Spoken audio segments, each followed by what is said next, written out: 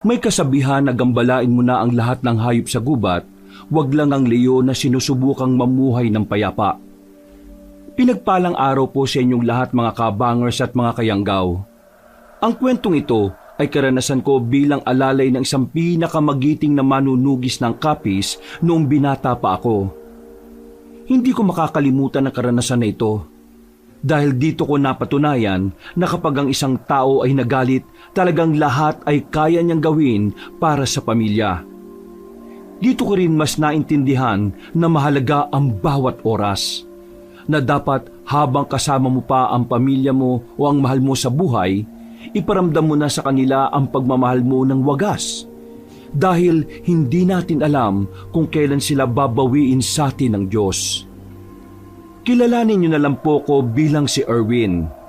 Kabanong, mga kabangers at mga kayanggaw, ito ang aking kwento.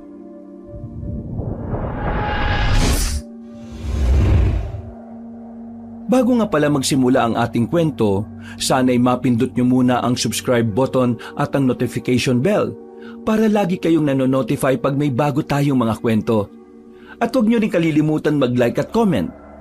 Napakalaking tulong po ito sa ating channel para mas makapagatid pa kami sa inyo ng mga magaganda at mga nakakapangilabot na mga kwento. At ngayon, sa ating pagpapatuloy. Ano ba, Erwin? Bilisan mo ang lakad mo. Bakit, Tiyo? Ano ba nangyayari? Kinakabahan naman ako sa inyo eh. Basta bilisan mo talaga ang lakad mo. May sumusunod sa atin. Ho? Sino? Saan? Wala naman ako makita. Basta meron. Maluwala ka sa akin. Ano ba kasing nangyayari? May nakaaway ba kayo rito sa bayan? Wala. Pero masama kutob ko. Kilala mo naman ako kung ano ko noon. Sa dami ng pinatay ko noon, hindi malabong balikan nila ako. Pero ang tagal na nun, Tiyo. 10 taon na nakalilipas. Baka wala na rin yung mga yun. Tsaka, inubos mo na sila, di ba? Basta bilisan mo ang lakad mo. At baka maiwan kita. Kaya bilis-bilisan mo. Ito na nga po. Teka, dito ka lang. Wala na po ba sila? Dito ka nga lang muna. Ang kulit mo naman eh. Nanatili ako sa kinatatayuan ko, Kabanong. Dumampot ng 2x2 si Tiyo sa gilid. Habang nasa iskinita kami noon, hindi ko maiwasang hindi rin kabahan. Kilala ko si Tiyo. Alam kong kapag sinabi niya, totoo. Hindi niya ugaling manakot o gumawa lang ng kwento para mang-trip. Mga ilang sandali lang, biglang may lumabas na 2 lalaki sa likuran niya. Pagharap ni Tiyo ay agad niyang hinampas ang 2 yon. Nakailag ang 2 lalaki at nang makita ni Tiyo ang mukha ng mga yon, napatigil siya at napamura na lang. Binitiwan niya ang hawak na 2x2. Lumapit na rin ako sa kanila nang mapansin kong hindi naman pala sila magkakaaway. Kayo ba yung sumusunod sa akin?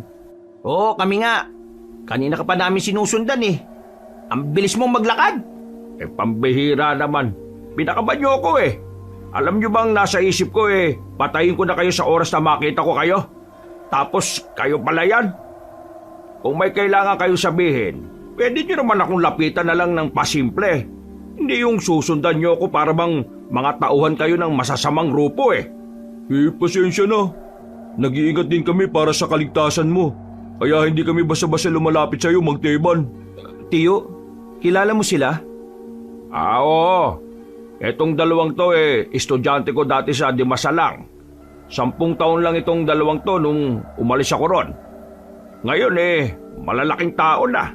Buti nga't hindi mo kami nakalimutan eh. Nakilala mo pa rin kami.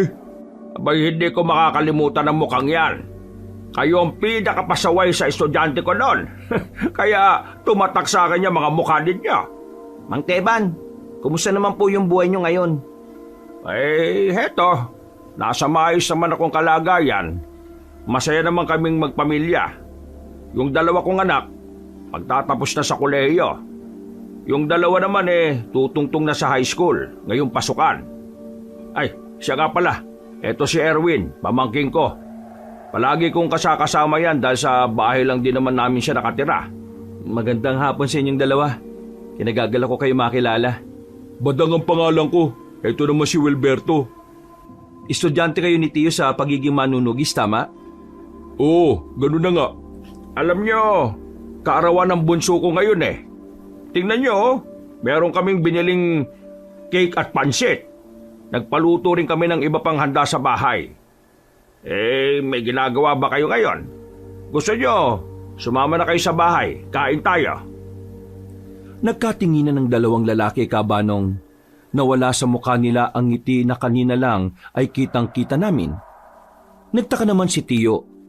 Bigla ring sumeryosong mukha niya dahil sa reaksyon ng dalawa. Oh, bakit? Anong problema? Meron ba?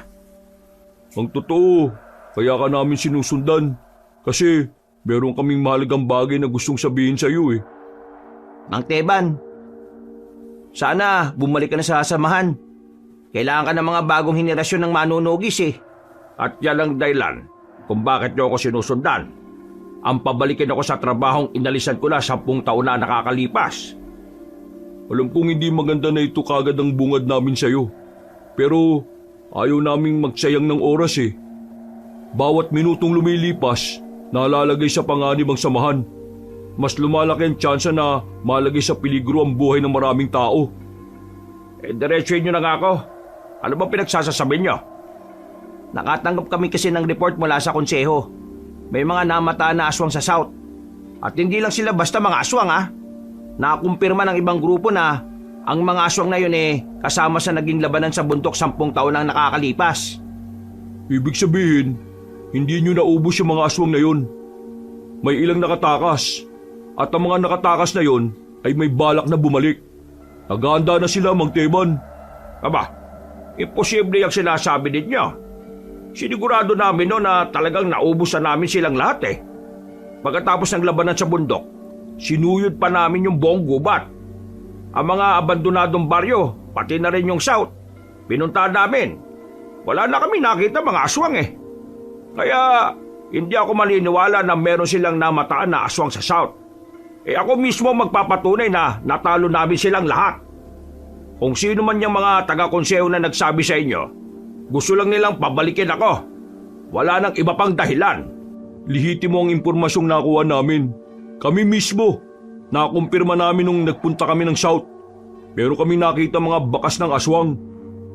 Nakita nyo ng pisikal na may nabubuhay pang aswang? Hindi. Pero may mga palatandaan kami at mga bakas sa kanila. Hanggat hindi kayo nakakapagbigay sa akin ng matibay na ebidensya na meron pang aswang, hindi ako maniniwala. Pasensya na ha. Pero sinayang nyo lang yung oras nyo. Hindi na ako babalik sa samahan. Kaya ako nga sila inubos nun eh. Kasi gusto ko na pagkatapos maituon ko na ang buhay ko sa pamilya ko. Ngayon, masaya na ako. Namumuhay kami ng tahimik. Nasusubaybayan ko lahat ng magagandang pangyayari sa buhay ng mga anak ko. Kaya hindi na ako babalik sa trabaho na iniwan ko matagal na. Pero Mang Teban, wala kaming pinuno. Wala kaming sinusundan. Wala kaming gabay. Ikaw lang yun kung sakaling babalik ka. Kailangan ka namin, hindi nyo ako naiintindihan dahil mga bagito pa kayo. Kapag matagal na kayo sa ganyang trabaho at nagawa nyo na lahat ng dapat, darating kayo sa punto na gugustuhin nyo lang na mamahinga sa katahimikan kasama mga mahal ninyo sa buhay. Sa ngayon hindi nyo pa yan mararamdaman. Kasi masaya pa kayo sa ginagawa nyo eh. Hindi ka ba naging masaya sa ginagawa mo noon? Naging masaya ba ako noon? Abay, oo naman. Pero ang makitang unti-unting nalalaga sa mga taong itinuring ko na rin pamilya, ang makitang isa-isa silang namamatay dahil sa mga aswang na yon, pinakamasakit sa akin yon. Kaya ngayon, ayoko nang bumalik. Payapa na ang probinsya, payapa na ang Capiz, wala nang mga aswang. Gawa-gawa lang ng konseho mga nakarating sa inyo. Yung mga palatandaan, yung mga bakas, matagal nang nandun yun. Pero yung mga gumawa ng bakas, wala na sila. Paano kung totoong may nabubuhay pang aswang? Paano kung bigla silang umatake? Hayaan mo na lang ba na may masaktan at mamatay? Tapos ikaw, masaya na sa buhay kapiling ng pamilya mo? Oy, Brad. Hindi ko na gusto yung sinasabi mo Magdahan-dahan ka sa mga salita mo. Nagsasabi lang naman ako ng pwedeng mangyari. Pero pasimple mong sinisisi si Tito sa pagkakaroon niya ng tahimik na buhay Kung sakali mang mangyari ang sinasabi mo, wala na siyang kasalanan dyan. Kasalanan nyo na yan. Kasi kayo nang in charge dyan At hindi na si Tio na wala na sa serbisyo. Brad, hindi mo naintindihan Sa larangan namin, tungkulin muna bago ang iba. Wala na nga sa tungkulin si Tio. Ano bang hindi nyo maintindihan doon? Kaya nga kinakausap namin siya para bumalik siya kasi kailangan siya. Ayaw nga Mahirap bang intindihin kapag ayaw? Pag ayaw, ayaw na. Alam nyo, kahit 10 taon na kayo sa samahan, mga bago pa rin kayo sa paningin ko. Hindi nyo pa naranasan na talagang humarap at makipaglaban sa mga aswang. Kapag naranasan nyo na ang naranasan ko, baka doon nyo palang maintindihan tama lang pala na pangarapin kong mabuhay na lang ng tahimik. Kapag naranasan yung mamatayan ng paulit-ulit, baka doon nyo palang malaman na mahalaga ang oras nyo sa pamilya nyo. Ulitin ko ayoko nang bumalik sa serbisyo. Ang buong buhay ko ilalaan ko na sa pamilya ko. Hanggang sa huling hininga ko. Gusto ko pamilya ko kasama ko. Kaya wag nyo na akong pinipilit. Wag nyo na akong konsensyahin dahil kahit na anong mangyari, kahit na anong isipin nyo, pipiliin ko pa rin ang pamilya ko. Sa oras na magbalik sila, hindi lang kami ang malalagay sa panganib. Ikaw rin, pati ang pamilya mo. Ikaw ang una nilang babalikan, Mang Teban. Kaya sana, handa ka sa araw na yon. Nagbabanta ba kayo sa Tio ko? Hindi ako nagbabanta, Brad. Ito mga sinasabi namin, paalala at warning lang. Sana, makatulong to mga sinabi namin para maging handa kayo sa maaaring maging epekto ng pagbabaliwala nyo sa mga aswang. Kung sakali magbago ang isip mo, Mang Teban, eto, tawagan mo lang kami sa numerong yan. At pasensya na rin kung may pangit ako nasabi. Ikaw pa rin ang idol namin, kaya mataas ang respeto namin sa'yo. Sige na, umuwi na kayo. Uuwi na rin kami dahil kaarawan ng bunso ko ngayon. Ayaw kong masira ang araw na ito dahil mahalaga ito sa anak ko. Maraming salamat po sa oras niyo, Mang Teban. Napailing na lang si Tio at naglakad na rin kami paalis. Ramdam ko ang inis ni Tio base sa pagkakaigpit ng yakap niya sa bilao. Nang makarating na kami sa sakayan, doon pa lang ako nagkaroon ng pagkakataon na kausapin si Tio. Tingin mo, Tio, gumagawa lang kaya sila ng kwento para pabalikin ka? Hindi sila. Yung konseho ng mga manunugis. Mahilig silang gumawa ng problema kahit wala naman talagang problema. Ginagawa nila yun para pabalikin ako. Ilang beses na nilang ginawa yun Kala siguro nila maliniwala ako. Pero ngayon, iba na yung galaw nila. Ginamit na nila yung 2 kong paboritong estudyante noon. Grabe pala mga yan no? Wala silang respeto sa buhay ng ibang tao. Basta lang masunod yung gusto nila. Hindi naman ako babalik kahit na anong gawin nila Masaya na ako sa buhay ko ngayon. Isa pa, nangako ko sa mga anak ko at sa asawa ko na kahit na anong mangyari, sasamahan ko sila. Huminga ng malalim si Tio. Ramdam ko ang stress niya noong mga oras na yon. Pero pinipilit na lang niyang burahin sa isipan niya ang mga bagay na nangyari. Makalipas ang ilang minuto, bigla kaming nasiraan. Mura ng mura ang driver ng tricycle. Inabot kami ng halos kalahating oras. Sumapit na rin ang gabi pero nasa gilid pa rin kami ng kalsada. Mabuti na lang, merong napadaang kakilala ng driver. Tinulungan ng maayos ang tricycle kaya nakaalis rin kami. Dakong 7:00 na nang makarating na kami sa baryo namin. Tahimik at payapa sa lugar na yon. Kakaunti pa lang din kasi ang nakatira doon. Tapos magkakalayo rin ang mga bahay. Nako, magugustuhan to ni Bunso. Nung nakarampa gusto na niyang tumikim ng cake Ang sabi ko, hintayin na lang niya yung birthday niya. Hindi makapaghintay yung loko Alam niyo ba na kinukulit din ako nun? Nabigyan ko siya ng pera para makabili daw siya ng cake. Sabi ko, wala naman akong pera eh. Kasi nag-aaral pa rin ako. Ang kulit eh. Yan talagang bunso ko. Oh. Kahit 15 anyos na akala mo baby pa rin eh. Hindi ko naman yun matanggihan kasi nung nasa serbisyo pa ako, hindi ko siya madalas makasama. At baby pa kasi siya noon. Ngayon na ako nakakabawi sa kanya eh.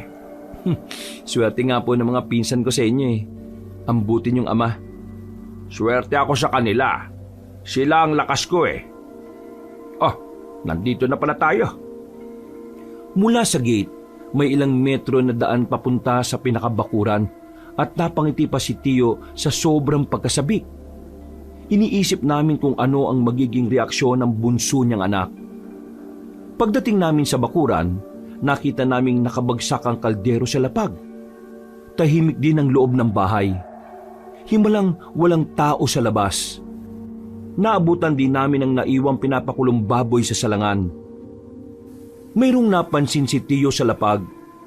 Pagtingin namin, dugo. Dugo yun ng tao. Nagmamadali kaming pumasok ng bahay. Sa sala pa lang, tumambad na sa amin ang hindi katanggap-tanggap na senaryo. Nagkakalat ang dugo sa lapag. May mga talsik din sa pader. Unang nakita namin, yung bunso niya. Hawak-hawak pa ng pinsan ko ang regalo na mula sa nanay nila. Kaunting lakad lang, nakita naman namin si Lola. Dinamay rin siya kahit na hindi na siya nakakabangon. Hinanap namin sila Tia. Nakita namin si Tia sa banyo, nakasubsob sa sulok at wala na rin buhay. Merong butas sa liig at maraming hiwa sa katawan. Yung 3 anak pa ni Tio ay nakita naman namin sa iisang kwarto. Wasak ang pintuan doon. Yung 2 nakahandusay sa lapag, naliligo sa sariling dugo. Yung panganay na babae, nasa kama. Marami ding hiwa sa katawan. Merong malalim na hiwa sa leeg. Hindi. Hindi. Hindi ito totoo. Palaginip lang to.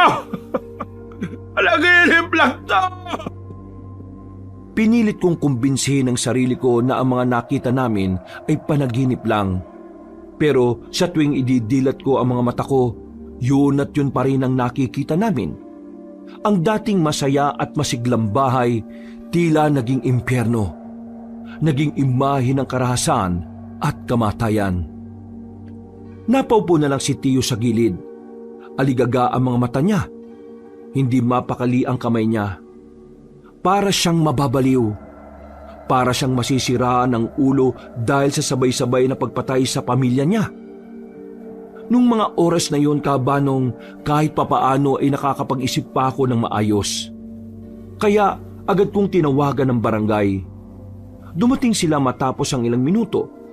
Kasunod naman noon ang mga pulis. Galing po kami sa bayan. Bumili lang kami ng cake at pansit. Pag-uwi namin kanina, eto na yung inabutan namin. Kaaway? Wala namang nakaaway si Tio. Mabuti siyang tao. Lahat naman ng kalugar natin nakakasundo niya. Kaya hindi ko talaga alam kung sino ang pwedeng gumawa ng karumal-dumal na to. Ang daming pinagtatatanong ng pulis. Pero ilan sa mga yon ay hindi ko na rin kinayang sagutin. Wala kasi talaga akong ideya kung ano ang tunay na nangyari. Kung sino ang mga salarin. Si Tio naman, natulala lang siya habang pilit kinakausap ng mga pulis. Hindi siya makausap na maayos. Parang tinakasan siya ng kasiyahan. Sa isang iglap, nagbago ang tiyuhin ko. Mabilis na lumipas sa mga araw, dumating ang araw ng libing ng mga pinsan ko at tiyahin at lola. Marami nang nakipaglibing. Mga kakilala, mga kaibigan, at pati na rin mga opisyales ng barangay. Talaga kasing maraming natutuwa sa pamilya nila. Bukod kasi sa mabait sila sa lahat, tumutulong din sila sa mga kalugar nila.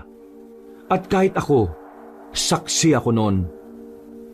Tio, babagsak na ang ulan. Kailangan na nating umuwi. Hindi nagsalita si Tiyo. Wala siyang kahit kaunting tugon sa akin.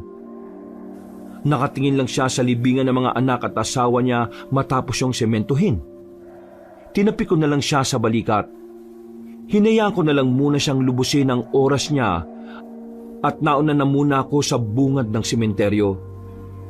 Maya-maya pa, bumagsak na ang malakas na ulan. Agad naman akong sumilong sa puno ng mangga. Habang ang tiyuhin ko, nanatiling nakatayo lang doon. Wala siyang pakialam kung nauulanan na siya. Parang hindi niya rin nararamdaman ang lamig ng panahon. Ilang beses ko na siyang binalikan, pero hindi siya sumasagot. Kahit paglingon sa akin ay hindi rin niya ginagawa. Awang-awa ko sa kanya noon, Kabanong. Pero hindi ko rin alam kung ano ang gagawin ko para gumaan ang pakiramdam niya. Makalipas ang 1 linggo, nagagawa ko ng kausapin si Tiyo, pero hindi naggaya ng dati. Matipid na siyang magsalita at parabang palaging walang gana. Ang laki rin ng pinagbago ng bahay noon. 6:00 pa lang ng umaga ay maingay na sa loob. Pero mula nang mamatay si Tia, kahit 3:00 na ng hapon ay parang madaling araw pa rin sa sobrang tahimik. Kakatono ko lang yan nung nakaraang araw. Nawalahan na naman pala ulit sa tono. Maluwag na yata yung pinakakabitan ng string, Tiyo eh. Siguro. O sige na, umuwi ka na muna sa inyo. Ho? Teka, bakit naman ako uuwi sa amin, Tiyo? Ayaw mo na ba ako nandito? May kailangan lang akong gawin. Kailangan gawin? E di, sama ako dyan. Hindi ka pwede, kaya umuwi ka muna sa inyo. Mas makabubuti yon. Ho? Bakit naman? Huwag niyong sabihing... teka, babalik ka na ba sa pagiging manunugis? Kaya ba nakita kita nung nakaraan na nililinis mo yung mga gamit mo? Hindi nagsalita si Tiyo, Kabanong. Nakatingin lang siya sa malayo. Walang ngiti. Walang kahit na anong emosyon. Pero kahit na ganon, ramdam ko sa kanya ang matinding pangungulila. Nararamdaman ko sa kanya ang kalungkutan. Mamaya alis na ako.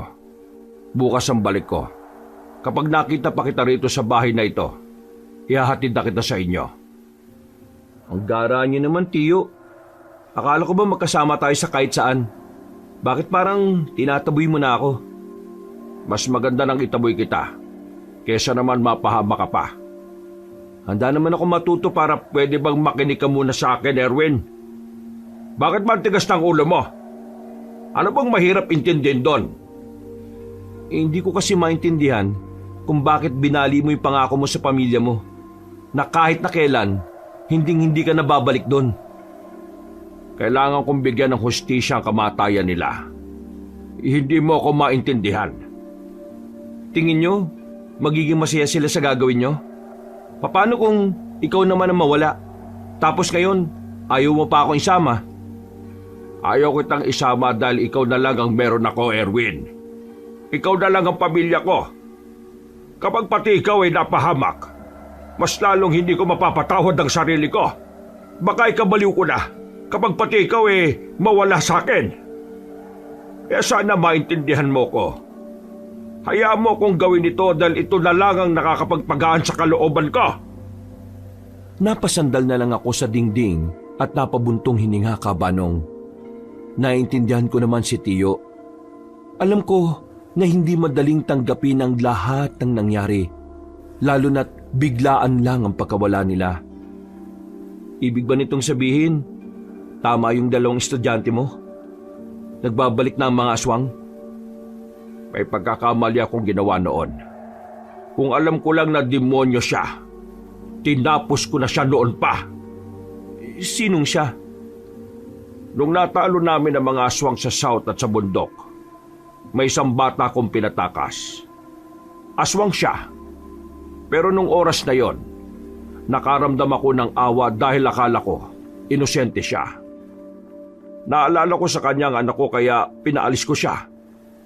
Nangako siya sa akin na hindi niya tatahakin ang landas ng mga kalahi niya. Yun ang malaking pagkakamali na nagawa ko. Masyado akong nagpadala sa awat na niwala kong hindi masama ang batang babae na yon. At sa 10 taon, nakabuo na siya ulit ng grupo at sila ang salarin ng mga nangyari. Malakas ang kutob ko na mga aswang ang pumatay sa pamilya ko. Amoy na amoy ko ang iniwan nilang baho dito sa bahay nung dumating tayo. Kaya Erwin, umuwi ka na sa inyo. Magiging madugo itong gagawin ko. Hindi ko na siya kinontra, Kabanong. Naisip ko rin kasi na talagang delikado rin ang buhay ko. Kung hindi nga lang siguro ako kasama ni Tiyo nung gabing namatay sila Tia, baka nakasama rin ako sa mga namatay. Kinikilabutan ako kapag naiisip ko kung gaano kabangi sa mga aswang. Hindi ko maiwasang hindi mangamba, pero sa kabilang banda naman ay nababahala rin ako sa kaligtasan ng tiyuhin ko. Matanda na siya. Hindi na siya gaya ng dati 10 taon nang nakalilipas. Alis na ako. Isarado mo lahat ng bintana. Ikandado mo para sigurado itong pintuan. Arangan mo ng lamesa sa loob. Yung naran na lamesa ang iharang mo para mabigat. Bukas na ako makakauwi bandang tanghali. Pag-uwi ko, sana nakaalis ka na. Erwin, hindi sa ayaw na kitang makasama. Ayaw lang kitang madamay sa panganib na papasukin ko. Naintindihan ko na, Tiyo. Pero nag-aalala ako sa inyo eh. Bakit? Hindi ba matanda na ako? Hindi mo kailangan mag-alala. Mabangis pa rin ako. Oh, tumawa ka na rin. O sige na. Aalis na ako. Mag-iingat ka rito ha. Tinapik na niya ako sa balikat. Naglakad na rin siya palayo, dala-dala ang kanyang maalamat na katana. Pati na rin ang kanyang 45 baril. Ayon sa kanya, ang 2 kagamitan na yon ang pumatay ng maraming aswang noong araw. Mag-isa ako sa bahay, pero wala namang nangyaring masama sa akin. Kinabukasan, naganda na rin ako sa pag-alis ko. Nag-iwan na lang ako ng sulat sa bahay dahil hindi na magpapang-abot ang oras namin. Nang nasa bayan na ako, medyo nahirapan akong sumakay. Marami kasing mga tao nung araw na yon, pero mas konti naman ang mga jeep na dumaraan. Naisipan ko na munang kumain sa kabilang kalsada. Pagpasok ko sa karinderya, nakita ko si Wilberto at Badang na kumakain. Napatingin din sila sa akin. Oh, Darwin! Pamangkin ni Mang Teban, tama? Oo, pamangkin ni Mang Teban. Tama ho yun. Pero yung Darwin, mali. Erwin kasi, Brad. Erwin. Ah, Erwin pala. O, ano ginagawa mo rito? Kakain ho sana. Nagugutom ako eh. Ayos din pala itong pamangkin ng idol natin no? Yung tanong mo kasi pangtanga eh. Tanungin mo anong gagawin niya rito. Malamang kakain. Alam nga namang maligo yan dito kainan to. Erwin, dito ka na lang din umupo. Sabayan mo kami. Sige. Ay, siya nga pala. Kumusta na tiyuhin mo? Hindi ba nakaabot sa inyo yung balita? Akala ko, pinuntahan niya kayo eh. Pinuntahan? Yung pag-uusap namin, di ba ayaw niya? Teka sandali, ano ba yung balita? Hindi okay ngayon si Tiyo. Bakit? Anong nangyari kay Idol?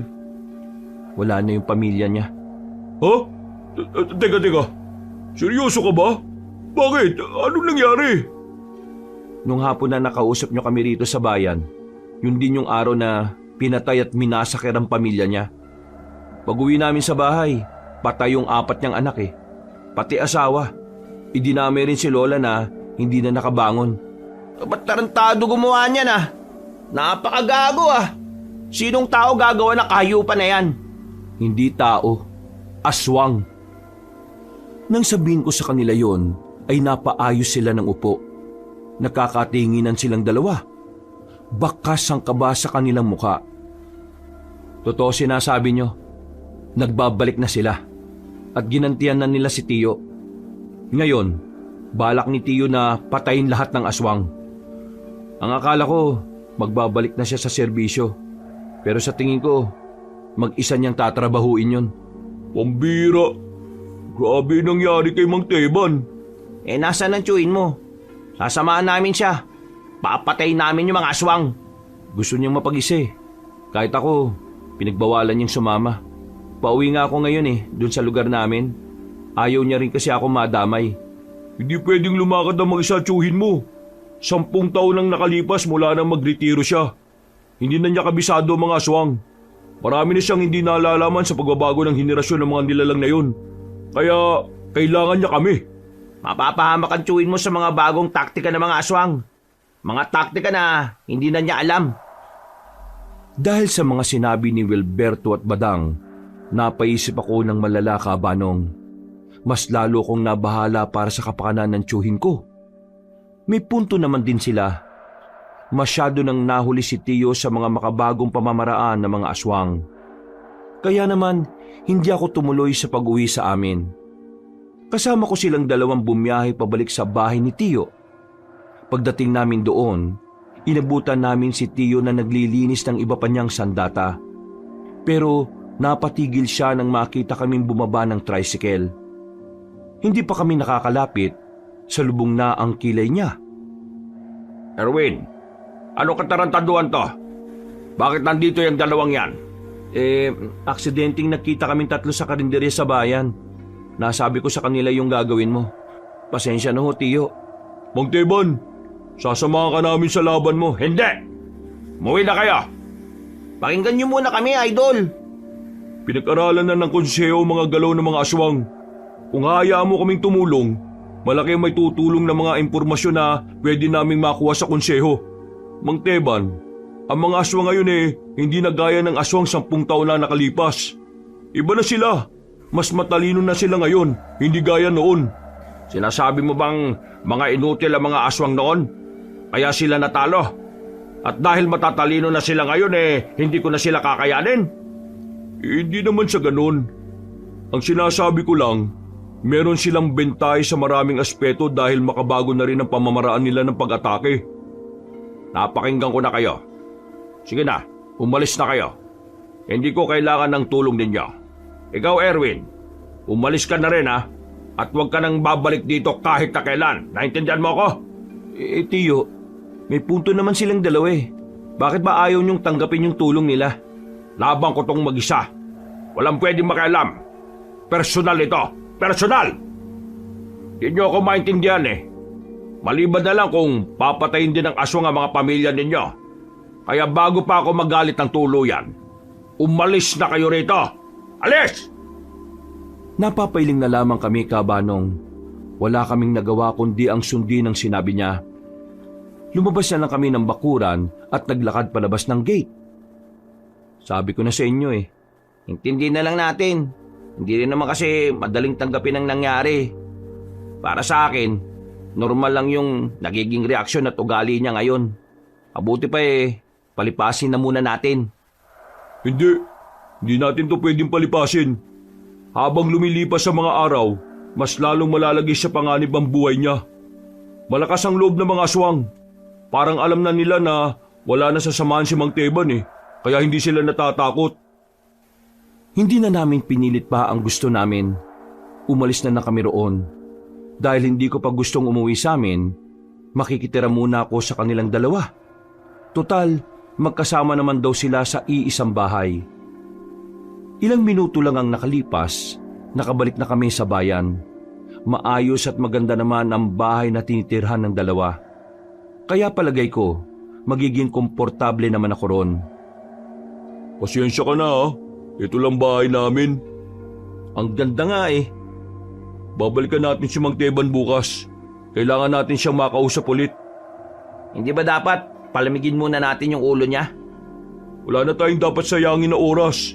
Hindi natin alam ang binabalak ng mga aswang Tahimik ng gabing yon. Habang nakahiga ko at nakatingin sa kisame, hindi mawala-wala sa isipan ko si Tiyo Teban. Kahit alam ko naman kung gaano siya kahusay na manunugis noon. Hindi ko pa rin maiwasan na hindi mag-alala para sa kapakanan niya. Dahil sa kakaisip ng kung ano-ano, dinalaw na rin ako ng antok. Maayos ang gising ko kinabukasan. Iniwan ako ng dalawa at bumalik sila bandang hapon. Wala kaming sinayang na pagkakataon. Agad na rin kaming bumiyahe papunta sa bahay ni Tiyo. Magbabaka sakali ulit kaming mapapayag siyang sumama kami sa kanya. Pero nang dumating kami roon, meron kaming nakitang matandang babae na nakagapo sa puno ng nyog sa gilid ng bahay niya. Buwaghag ang buhok ng matandang babae. Nanlilisik din ang mga mata nito. Mahahaba din ang kuko. Lalapitan ko sana para kausapin pero pinigilan ako ng dalawa. Ayon sa kanila, aswang ang nakagapos noon. Anong ginagawa nyo rito? Ilang beses ko bang sasabihin na hindi ko kailangan? Tignan nyo, sisiw lang sa akin ang paghuli sa isang ito. Patunay lang yan na kaya ko pa rin gumalaw kahit wala akong kasama. Tiyo, saan mo kinuha yan? Hindi na mahalaga yon. Ang mahalaga, nandito siya at pipigain ko siya. O ano? Di ba kaya alis? Anong gusto niyo makita? Kung paano ko pagsasalitain ng matandang ito? Kinuha ni Tiyo ang tubo sa silong ng bahay. Lumapit ito sa matandang babae at tinukoy ang dulo ng tubo sa ulo nito. Umangil naman ang aswang na yon. Galit na galit. Naglalaway at lumalabas pa ang mahaba at matulis nitong dila. Tanda, sabihin mo sa akin kung nasaan ang iba mong mga kasama. Kung hindi ka magsasalita, pahihirapan lang kita. Wala akong alam sa sinasabi mo. Wala akong kasama. Mag-isa lang ako namumuhay sa gubat. Wala akong kakilala. Hoy, tanda, hindi ako pinanganak kahapon. Para sabihin ko sa iyo, marami na akong pinatay na aswang noon. Kaya hindi na bago sa akin yung mga pinagsasasabi mo. Kung hindi ka magsasabi kung nasaan sila, pahihirapan kita. Kaya ngayon, tatanungin ulit kita. Nasaan ang iba mong mga kasama? Bakit ba ang kulit-kulit mo? Wala nga akong kasama. Ano naman kung marami ka nang napatay na aswang? Anong mapapala mo sa akin wala nga akong alam. Wala kang alam ano yung mga nakita ko sa loob ng bahay mo? May mga larawan kayo. At nandun sa larawan na yon, ang mukha ng batang babae na pinatakas ko noon. Hindi mo ako maloloko. Magsasalita ka o ipatitikim ko sa iyo itong hawak ko. Bahala ka sa buhay mo. Wala akong sasabihin kasi wala akong alam. Ganun ba? Hindi nagdalawang isip si Tiyo. Hinataw niya ng malakas sa matandang babae ng tubo sa muka. Sa lakas ng pagkakapalo niya ay agad na dumugo ang bibig na matanda.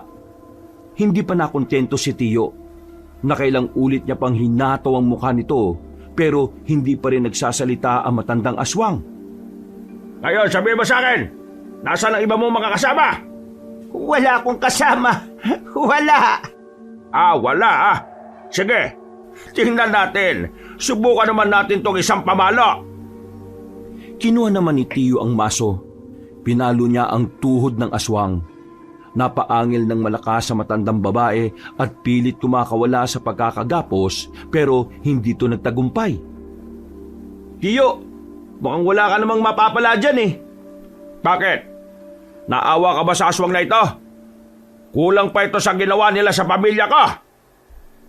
Biglang pinalo ulit ni Tiyo ang aswang na yon sa kabilang tuhod. Pero tikom pa rin ang bibig ng aswang. Kita ko sa mukha ni Tiyo na parang nababanas na siya. Noong mga sandaling yon, aminado kong nakaramdam ako ng takot sa kanya. Kahit yung dalawang kasama ko, nakilala rin siya, ay hindi rin makapaniwala sa nakikita nila. Ang sabi kasi nila, hindi naman daw brutal si Tiyo noon. Pero hindi ko rin naman masisisi si Tiyo kung maging ganon ang trato niya sa aswang. Ang nilalang na yon ang dahilan kung bakit namatay ang pinakamamahal niyang pamilya. Mukhang hindi na kita mapapakinabangan, tanda. Kaya tingin ko dapat na kitang tapusin ngayon. Patayin mo na lang ako kasi wala kang mapapala sa akin. Kayong dalawa, di ba gusto niyong makatulong? Oo, anong may tutulong namin? Kalagan niyo itong aswang na ito. Kalat ka rin niyo papunta sa tulay. Mahihiramin lang ako sa kumpare ko sa kabilang sityo. Tiyo, ano bang gagawin nyo? Hindi na nagsalita si Tiyo at agad na ring lumabas ng bakuran, Kabanong. Si Badang at Wilberto naman ay sinunod ang utos niya. Tinanggal nila ang pagkakagapos ng matandang aswang. Hinang-hina na yon, kaya hindi na rin makakatakas kung sakali mang tangkain ito. Nang nasa tulay na kami, nakita na lang namin na meron ng paparating na truck. Papunta yon sa amin. Mabilis ang takbo, kaya ang tangi naming nagawa ay gumilid na lang. Nasagasaan ng aswang. Tumilapon at nagkanda bali-bali ang katawan. Bumaba sa truck si Tiyo. Nilapitan niya ang aswang para siguraduhin patay na ito. Nang mapansin niyang buhay pa rin, itinarak na niya ang dala niyang katana. Nawindang ako sa ginawa ni Tiyo. Hindi agad ako nakapagsalita. Buong akala namin ay ibang tao ang nakabangga sa aswang. Sinadya pala talaga ni Tiyo yun para mas maging masaklap ang kamatayan ng aswang. Mang Teban, wala na yan. Hindi na yan nakahinga. Loyal talaga to sa samahan nila. Kahit na anong paghihirap ang ipinaranas sa kanya, hindi siya nagsalita eh. Sige na, umalis na kayo. Bumalik na sa truck si Tiyo. Kami naman ay bumalik na rin sa bahay niya. Doon namin siya kinausap ulit, pero kahit na anong pakiusap namin sa kanya, hindi niya kami pinapayagan. Talagang nanindigan siyang hindi niya kami kailangan. Naiintindihan namin na personal ang dahilan mo, kaya gusto mong gumanti sa mga aswang. Pero sana, isipin mo rin na hindi basta-basta ang makakalaban mo. Kaya nga kami narito para tulungan ka eh. Hindi ka ba nakakaintindi? Pagiging matipid ba ang natutunan nyo? Nung hindi na ako ang naging guru ninyo? Pagiging makitid? Hindi naman pagiging makitid ang pagnanais na makatulong sa dating kasamahan ah. Ikaw ang makitid mag-isip dahil masyado kang emosyonal. Kaya minamasama mo mga nagmamalasakit sa'yo. Ano sinabi mo?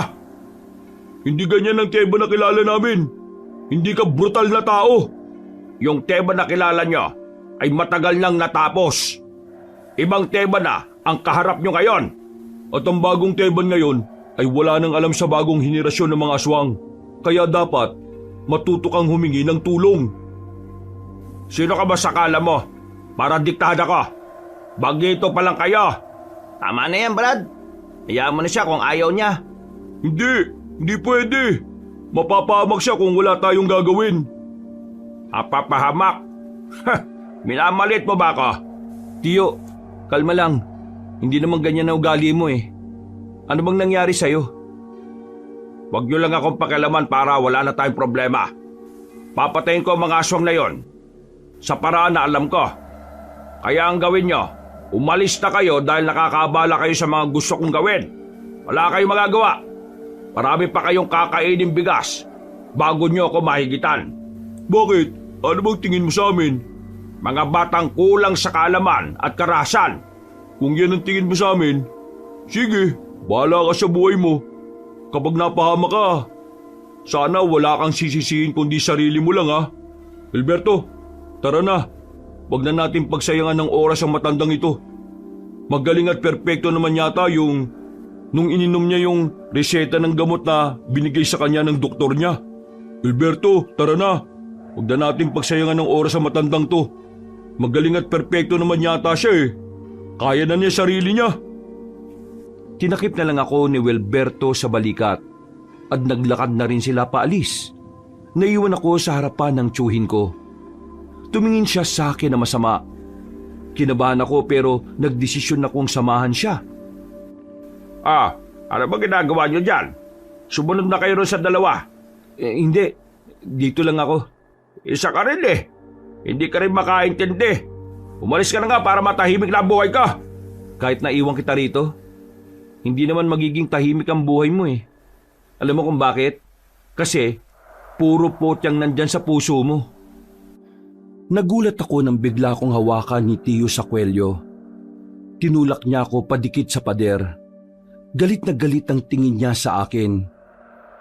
Kinabahan ako noon dahil akala ko sasaktan niya ako. Pero binitiwan niya lang din ako. Umalis ka na. Gusto ko mapag-isa, Erwin. Hindi ako aalis, Tiyo. Alam kong gusto nila Tiha na bantayan kita. Kaya hindi kita iiwan dito. Hindi ko na alam ang gagawin ko. Ang tumatakbo lang sa isip ko, kailangan kong mapatay ang mga aswang para mapatawad ko ang sarili ko, Erwin. Kaya sige na, hayaan mo na ako. Hinayaan naman kita, Tiyo eh. Ang gusto ko lang naman, hayaan mo rin akong samahan ka. Hindi lang ikaw yung nawalan. Nawalan din ako ng pinsan, lola at tiyahin. Masakit din sa akin na nangyaring ito, Tiyo. Sobrang sakit din. Tuwing gabi, palagi kong naalala yung itsura nila nung datnan natin sila rito. Hindi lang naman ikaw ang nahihirapan eh. Ako rin. Hindi ko rin mapatawad ang sarili ko sa nangyaring yun. Nangako rin ako noon kay Tia na kahit na anong mangyari, puprotektahan ko ang mga pinsan ko. Pero wala na akong nagawa nung gabing yun. Kagaya mo, sinisisi ko rin ang sarili ko. Huminga ng malalim si Tiyo Cabanong. Umupo siya sa pintuan at napatingin sa malayo. Tinabihan ko rin siya at inakbayan. Tiyo, sasamahan kita. Sabay nating kukunin ang hustisya para sa kanila. Kaya sana naman, tulungan mo rin ako. Tulungan mo akong makatulong sa'yo. Maraming salamat. Maraming salamat talaga, Erwin. Naliwanagan na rin si Tiyo noong gabing yon. Pumayag na siyang samahan ko siya. Pero hindi siya pumayag na makialam ang konseho sa magiging misyon namin. Hindi niya rin gustong isama si Badang at Wilberto. Dahilan niya, ayaw niyang mapahamak ang dalawang yon. Hindi dahil alam niyang kulang pa sa karanasan, ngunit dahil ayaw niyang may mabawasan na naman sa mga taong mahalaga sa kanya. Kinabukasan, medyo magaan ang pakiramdam ko.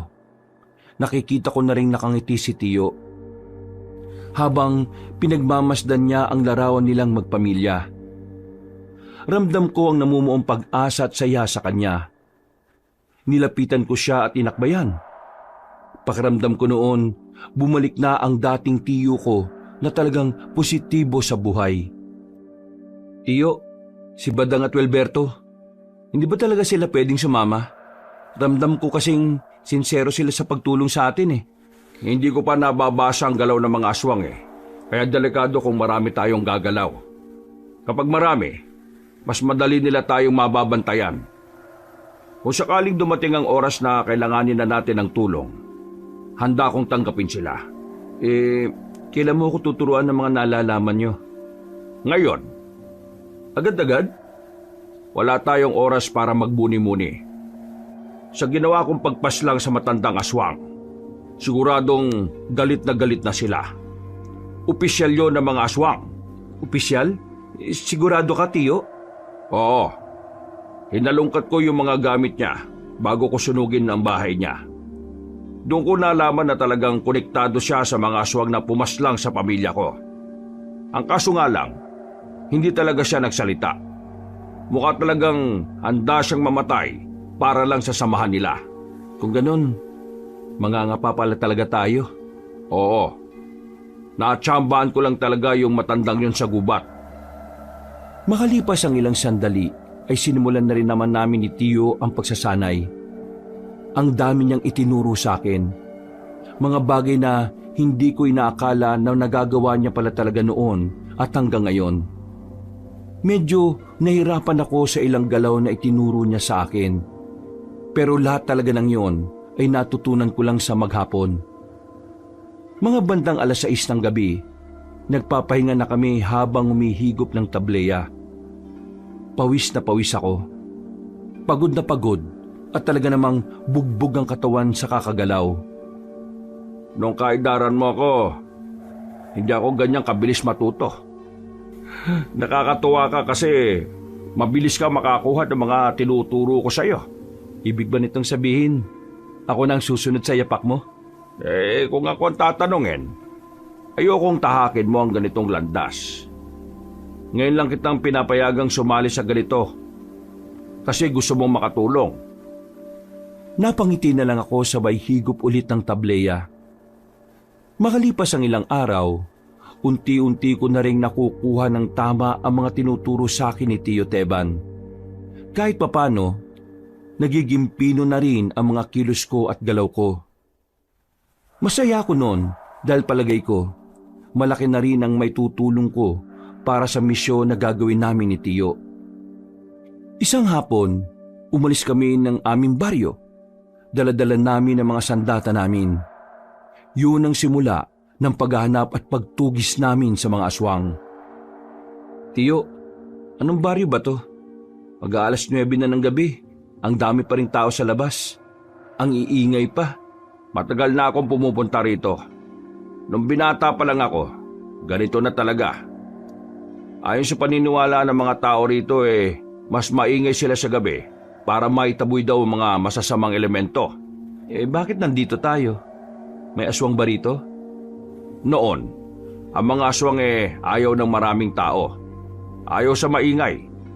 Pero ngayon, malakas ang kutob ko na iba na ang ginagawa nila. Humahalo na sila sa tao para hindi sila maging kahina-hinala. Ang tingin ko, ito ang perpektong lugar para magpanggap sila. Pumasok na kami ni Tio sa baryo. May mga sumalubong sa amin para painumin ng alak. Pero tinanggihan lang namin para makaiwas sa tinatawag na yanggaw. Pumunta na muna kami sa isang bakuran kung saan merong nagbibinggo roon. Umupo kami sa gilid at inilabas ang sarili naming pagkain. Pinagmamasdan lang namin ng mga tao. Nagmamasid kami sa paligid. Maging alerto ka ha. Baka isa sa mga taong nakikita natin ngayon mga aswang na. Wala ba tayo nung langis na sinasabi mo dati na nakakatukoy ng aswang? Ginamit ko yon nung bago ko mahuli matandang aswang. Pero hindi na yun tumatalab ngayon sa kanila. Ibig sabihin, yung mga aswang ngayon, hindi na sila nararamdaman ng langis. Kaya mano-mano natin silang oobserbahan ngayon. Habang kumakain kami ni Tio, napansin ko ang isang lalaki na nakatingin sa akin. Itinuro ko sa kanya yon. Tumigil kami sa pagkain. Nang mapansin din ng lalaki na nakatingin ako sa kanya, bigla na lang siyang naglakad paalis. Nagmamadali naming sinundan ng lalaking yon. Inihanda na rin namin ang aming sarili. Nang lumiko na kami sa isang kanto, tuluyan na namin siyang naabutan. Dinakma agad ni Tio ang lalaki sa balikat. Hinila ng malakas at agad na tinutukan ni Tio ng patalim sa liig. Sabi mo sa amin kung nasaan ang mga kasama mo. Dahil kung hindi, ibabaong ko itong hawak kong katana sa liig mo. At hindi pa ako makukontento. Susunugin kita habang nagingalo ka. Ano ba yan? Diyos ko! Winawaral niyo, Kesh! Ano bang nagawa kong wrongfully sa inyo? Sinetch ba kayo? Mga person kayo? Teka, bakit ganyan ka magsalita? Obvious ba bagets? Isa akong baklush, Becky, bading! Huwag kang papalin lang sa isang ito. May mga aswang na bading din. Kaya ikaw bakla ka. Kung ayaw mong mamatay ng maaga, sabihin mo sa akin kung nasaan ang ibang aswang. Ay, wow siya oh. Galit yan siya. Me? Monster? Never! I'm not aswang, no? I'm simply human being na may dream maging girly. Hindi ako aswang. Tsura nitong thunders na ito. Kung hindi ka aswang, bakit ka tingin ng tingin sa amin? Correction, hindi sa inyo. It's only you, boylet. Bet na betsong ka kasi ng beauty Kesh. Tiningnan niya ako ng malagkit. Nakaramdam naman ako agad ng pagkailang. Pati rin si Tio ay parang kinilabutan. Binitiwan niya ang bading na yon. Tiningnan niya pa si Tio mula ulo hanggang paa. Tapos kumindat siya sa akin. Bago siya maglakad palayo, sumenyas pa siya sa akin na sundan ko siya sa halagang 150. Mas kinilabutan pa ako sa ginawa ng baking yung kaysa sa ideya na kakalabanin natin yung aswang eh. Ikaw pala ang gusto eh. Hirap maging pogi eh, no? Napapakamot na lamang kami sa ulo. Habang naglalakad kami pabalik, dito na namin nakita ang totoong aswang. Parang inabangan na niya kami noon, kabanong. Nakatingin siya sa amin at nagawa pa kaming ngisihan. Nang lalapitan na sana namin siya, ay bigla siyang tumakbo ng mabilis. Hinabol namin siya ni Tio at wala na kaming pakialam kung makabanggaan namin ang iba naming makakasalubong na tao. Sa kakasunod namin, nakarating na kami sa isang abandonadong gusali. Madilim na roon at tanging ang kakaunting liwanag lang mula sa buwan ang nagsisilbing ilaw. Hindi na muna kami umabante. Sinuyod muna namin ang tingin ng buong paligid. Tiningnan ng likuran ng mga nakatambak na lumang gulong. Erwin, ganda mo sarili mo. May nararamdaman ako rito. Isa lang yun. Kayang-kaya natin yun, Tio. Hindi sila nag-iisa. Marami sila. Nang sabihin ni Tio ang bagay na yon, ay agad na dumaloy ang kaba sa aking kalooban. Parang biglang naglaho ang inipon kong tapang. Malakas ang loob mong hanapin kami. Ha! Inahanga mo ako. Teka, Teban ba ang pangalan mo? Tama ba ako? Huwag kang umasta na parang ikaw ang pinuno ng mga salot na yan. Hindi mo ako maangasan. Ang mabuti pa, umalis ka na sa bubungan na yan. Bumaba ka rito at kalabanin mo ako kung talagang malakas ka. Ha! Yung sinasabi mo kasi ay lumang tugtugin na yan. Hindi na tanga mga aswang para magsayang ng oras sa sitwasyon na hindi kasama sa mga plano. Bakit ka magalit na galit? Kasi nalagas nga pala ang pamilya mo. Naalala ko na kung papaanong magbakawang nanay mong hindi na makabangon. Pati na rin yung asawa mong iyak ng iyak. Lumuhod pa nga sila nun eh. Ang kaso, hindi naawa yung pinuno namin. Kaya yun, pasensya na ha. Kasama ka pala sa mga pumaslang sa pamilya ko. Pwes, hindi mo na ako pahihirapan sa paghahanap sa'yo. Papatayin na kita ngayon. Ang kaso nga lang, wala akong panahon para lumaban sa'yo. Sapat na sa akin na malaman na kumikilos ka na para gumante. Ipaparating ko ito sa aming mahal na pinuno. Huwag kang duwag. Lumaba ka sa akin. Magaling lang kayo sa mga taong walang kalaban-laban sa inyo eh. Walang kalaban-laban? Hindi totoo yan. Sa katunayan, yung 4 mong anak eh makukulit. Sinubukan nilang kaming labanan. Ang problema, wala naman silang alam sa pagpatay sa mga kagaya namin eh. Kaya nangyari, sila namatay. Bakit? Masakit ba? Masakit bang mawala ng pamilya habang sinusubukan mong mamuhay ng masaya? Sobrang sakit ba? Kulang pa yan sa ginawa mong paglagas sa angka ng mga aswang. Pasalamat ka ba nga nakasama mo pa sila ng ilang taon eh, bago sila pinatay? Tio, huwag kang makikinig sa kanya ha. Sinisira lang niya yung kaisipan mo para mawala ka sa focus. Totoo naman ang sinasabi ko ha. Masakit talaga mawala ng mahal sa buhay. Kaya naiintindihan ko kung bakit ka nagagalit, Teban. Pero inalulungkot kong sabihin sa'yo, hindi ngayon ang tamang pagkakataon para makaganti ka sa akin. Pero bilang pagpalubag loob, iiwan ko mga bata ko para kalabanin ka. Sila na lang ang pagbuntungan mo sa ngayon. Ayos na rin yan. Hindi na masama. Aswang din naman ang mga yan eh. Huwag kang umatras, huwag! Bye-bye! Makikita pa naman tayo ulit eh. Hanggang sa susunod! Umalis na ang matandang lalaki, Kabanong. Saka naman kami pinalibutan ng mga aswang.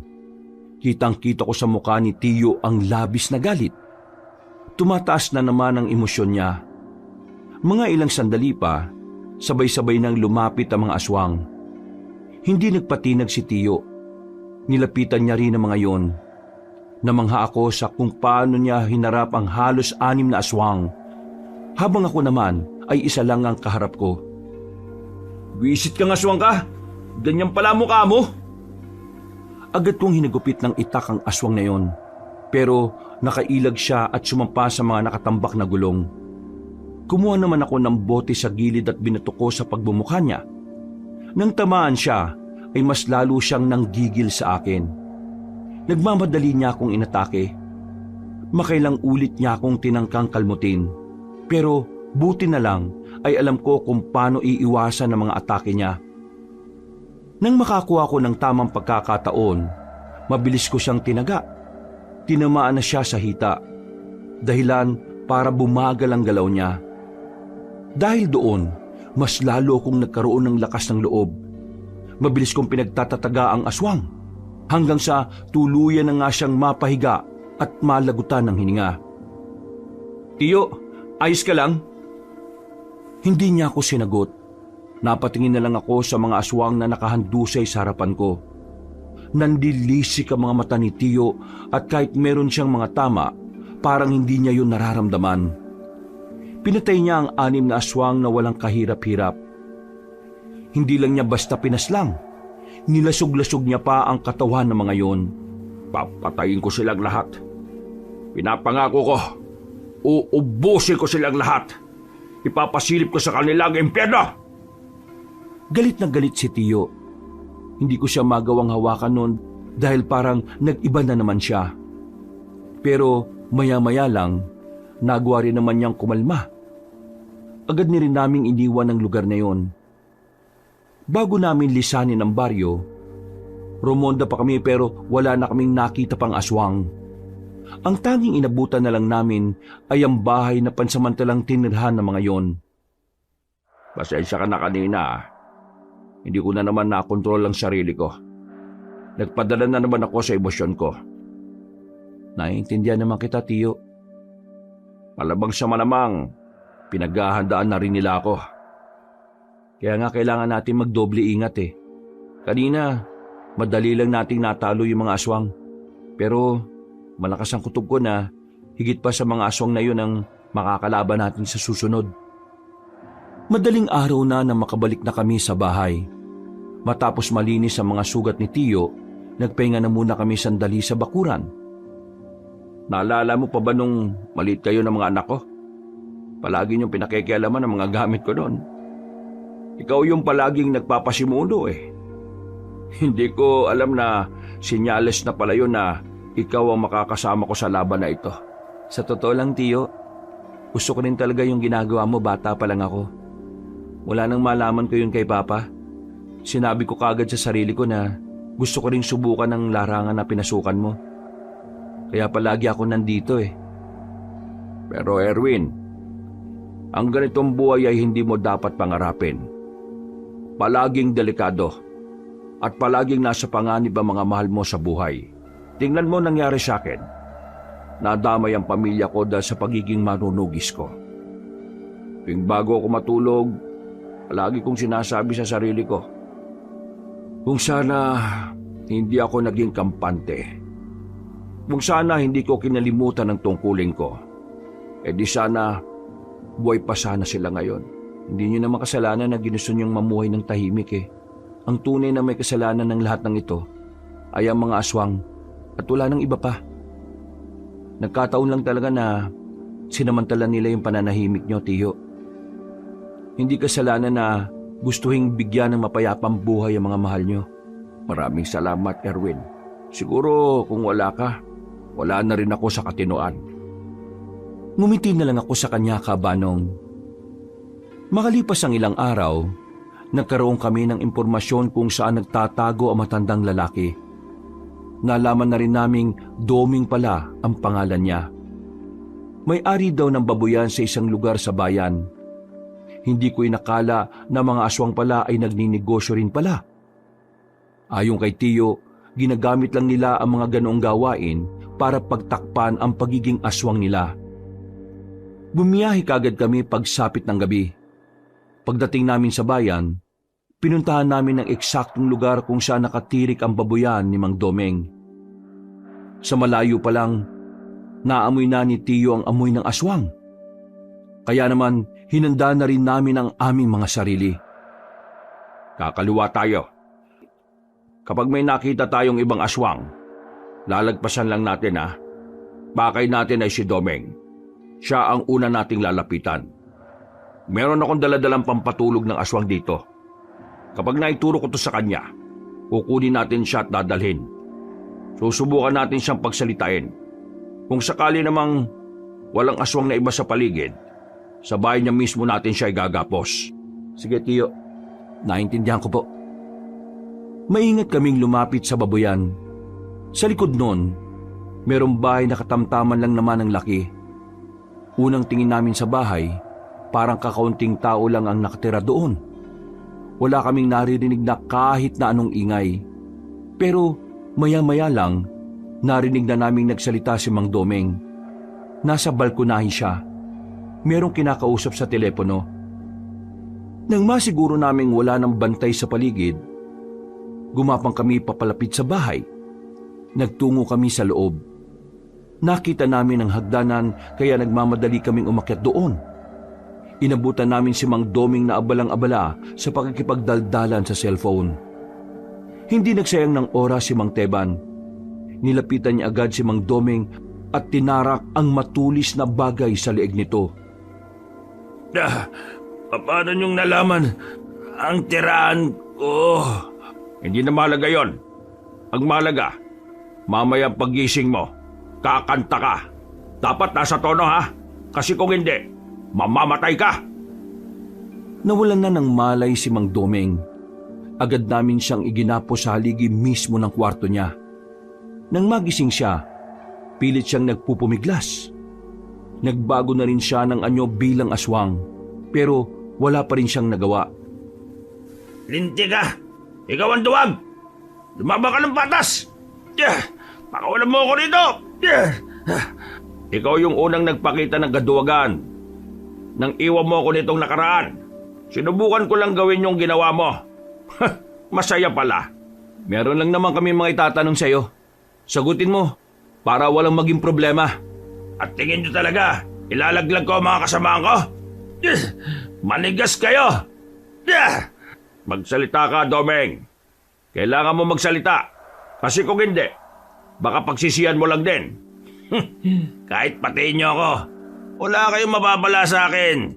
Hindi ko sasabihin sa inyo kung nasaan si Gabriela. Ganun ba? Sige. Kinuha ni Tio ang latigo niya sa bag.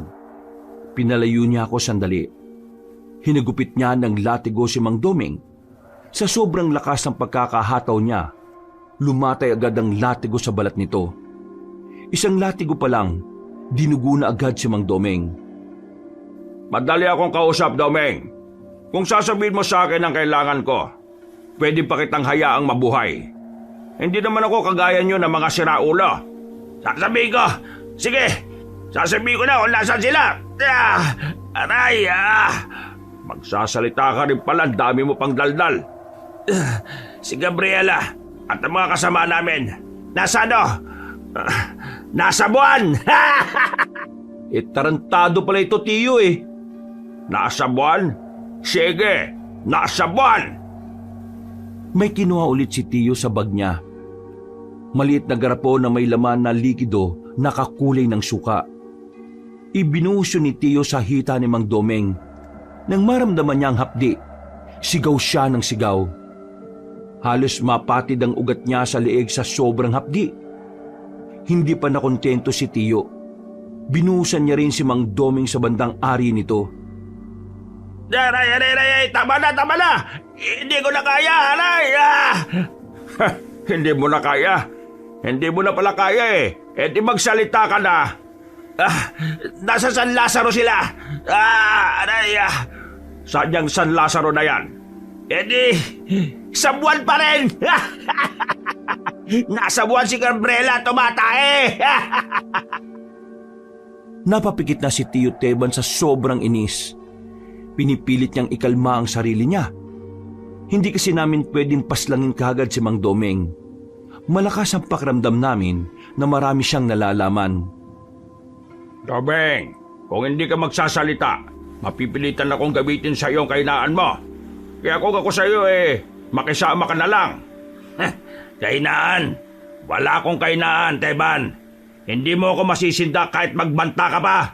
Ganun ba? Kanina kasi, habang wala kang malay, may dumating. Akala ko bisita mo. Gusto mo bang malaman kung sino sila? Anong pinagsasasabi mo? Darwin, buksan mo ang pinto. Sinunod ko ang sinabi ni Tio. Bumungad kay Mang Domeng ang 3 aswang na magkakadikit sa pagkakagapos. May nakabusal sa bibig. Yun ay ang 2 anak at ang asawa ni Mang Domeng. Yung 2 anak na lalaki ay parang kasing edad ko lang din. Hindi mo yata inaasahan na darating ang pamilya mo ngayon, Domeng. Kaso, maling oras to para sa lambingan nyo eh. Nandito kasi kami. Walang iya ka. Huwag mo silang idadamay dito. Mga baguang aswang lang sila.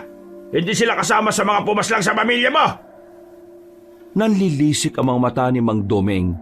Ganon din ang 2 anak at asawa niya. Kung makakawala lang mga yon, malamang sa malamang ay nilapan na nila kami ng tiyo ko. Ngayon, siguro naman magsasalita ka na. Mahal mo naman siguro ang pamilya mo, no? Pambira naman kasing buhay ito oh. Bakit ba kasi kayo pumunta rito nang hindi ko alam, ha?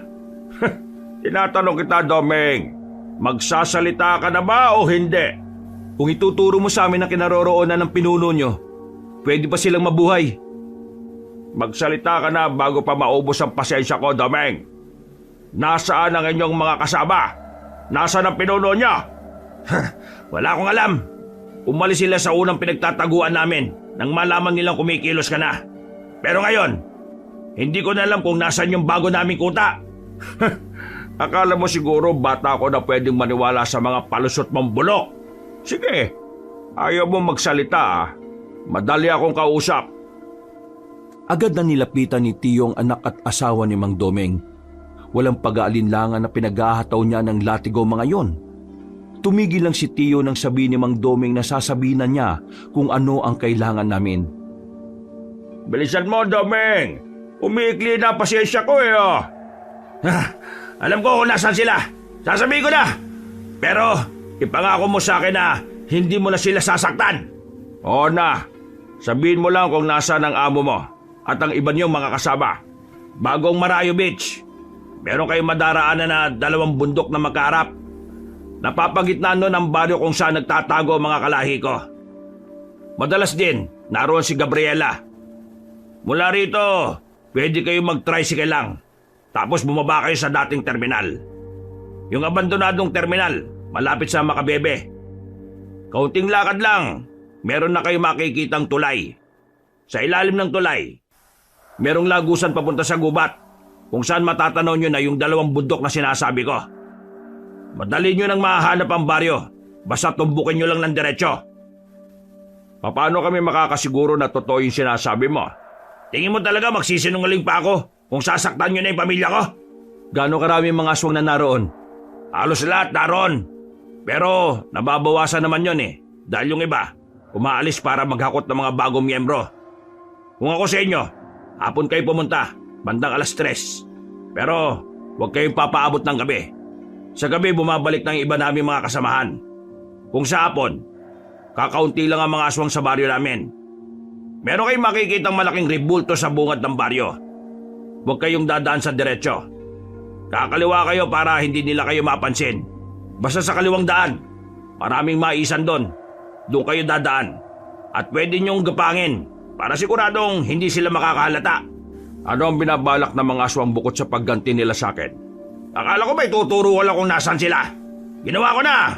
Kagaya nga ng sinabi ko kanina, marami kaming itatanong sa'yo. Kaya sumagot ka na. Balak nilang pabagsakin ang konseho ng mga manunugis. Kapag nangyari yon, isusunod nila ang mga lokal. Tapos sa panguli, ang munisipyo rito sa bayan. Sasakupin nyo itong buong probinsya? Sasakupin? Anong mapapala namin sa lugar na ito? Hindi naman talaga rito nagsimula ang lahi namin. Anong motibo nyo sa mga binabalak nyo?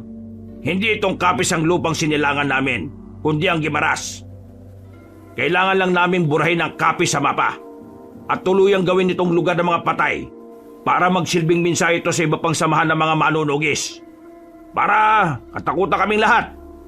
Papatayin namin ang lahat ng tao rito. At magagawa lang namin yon kung mauna ka mamatay, Teban.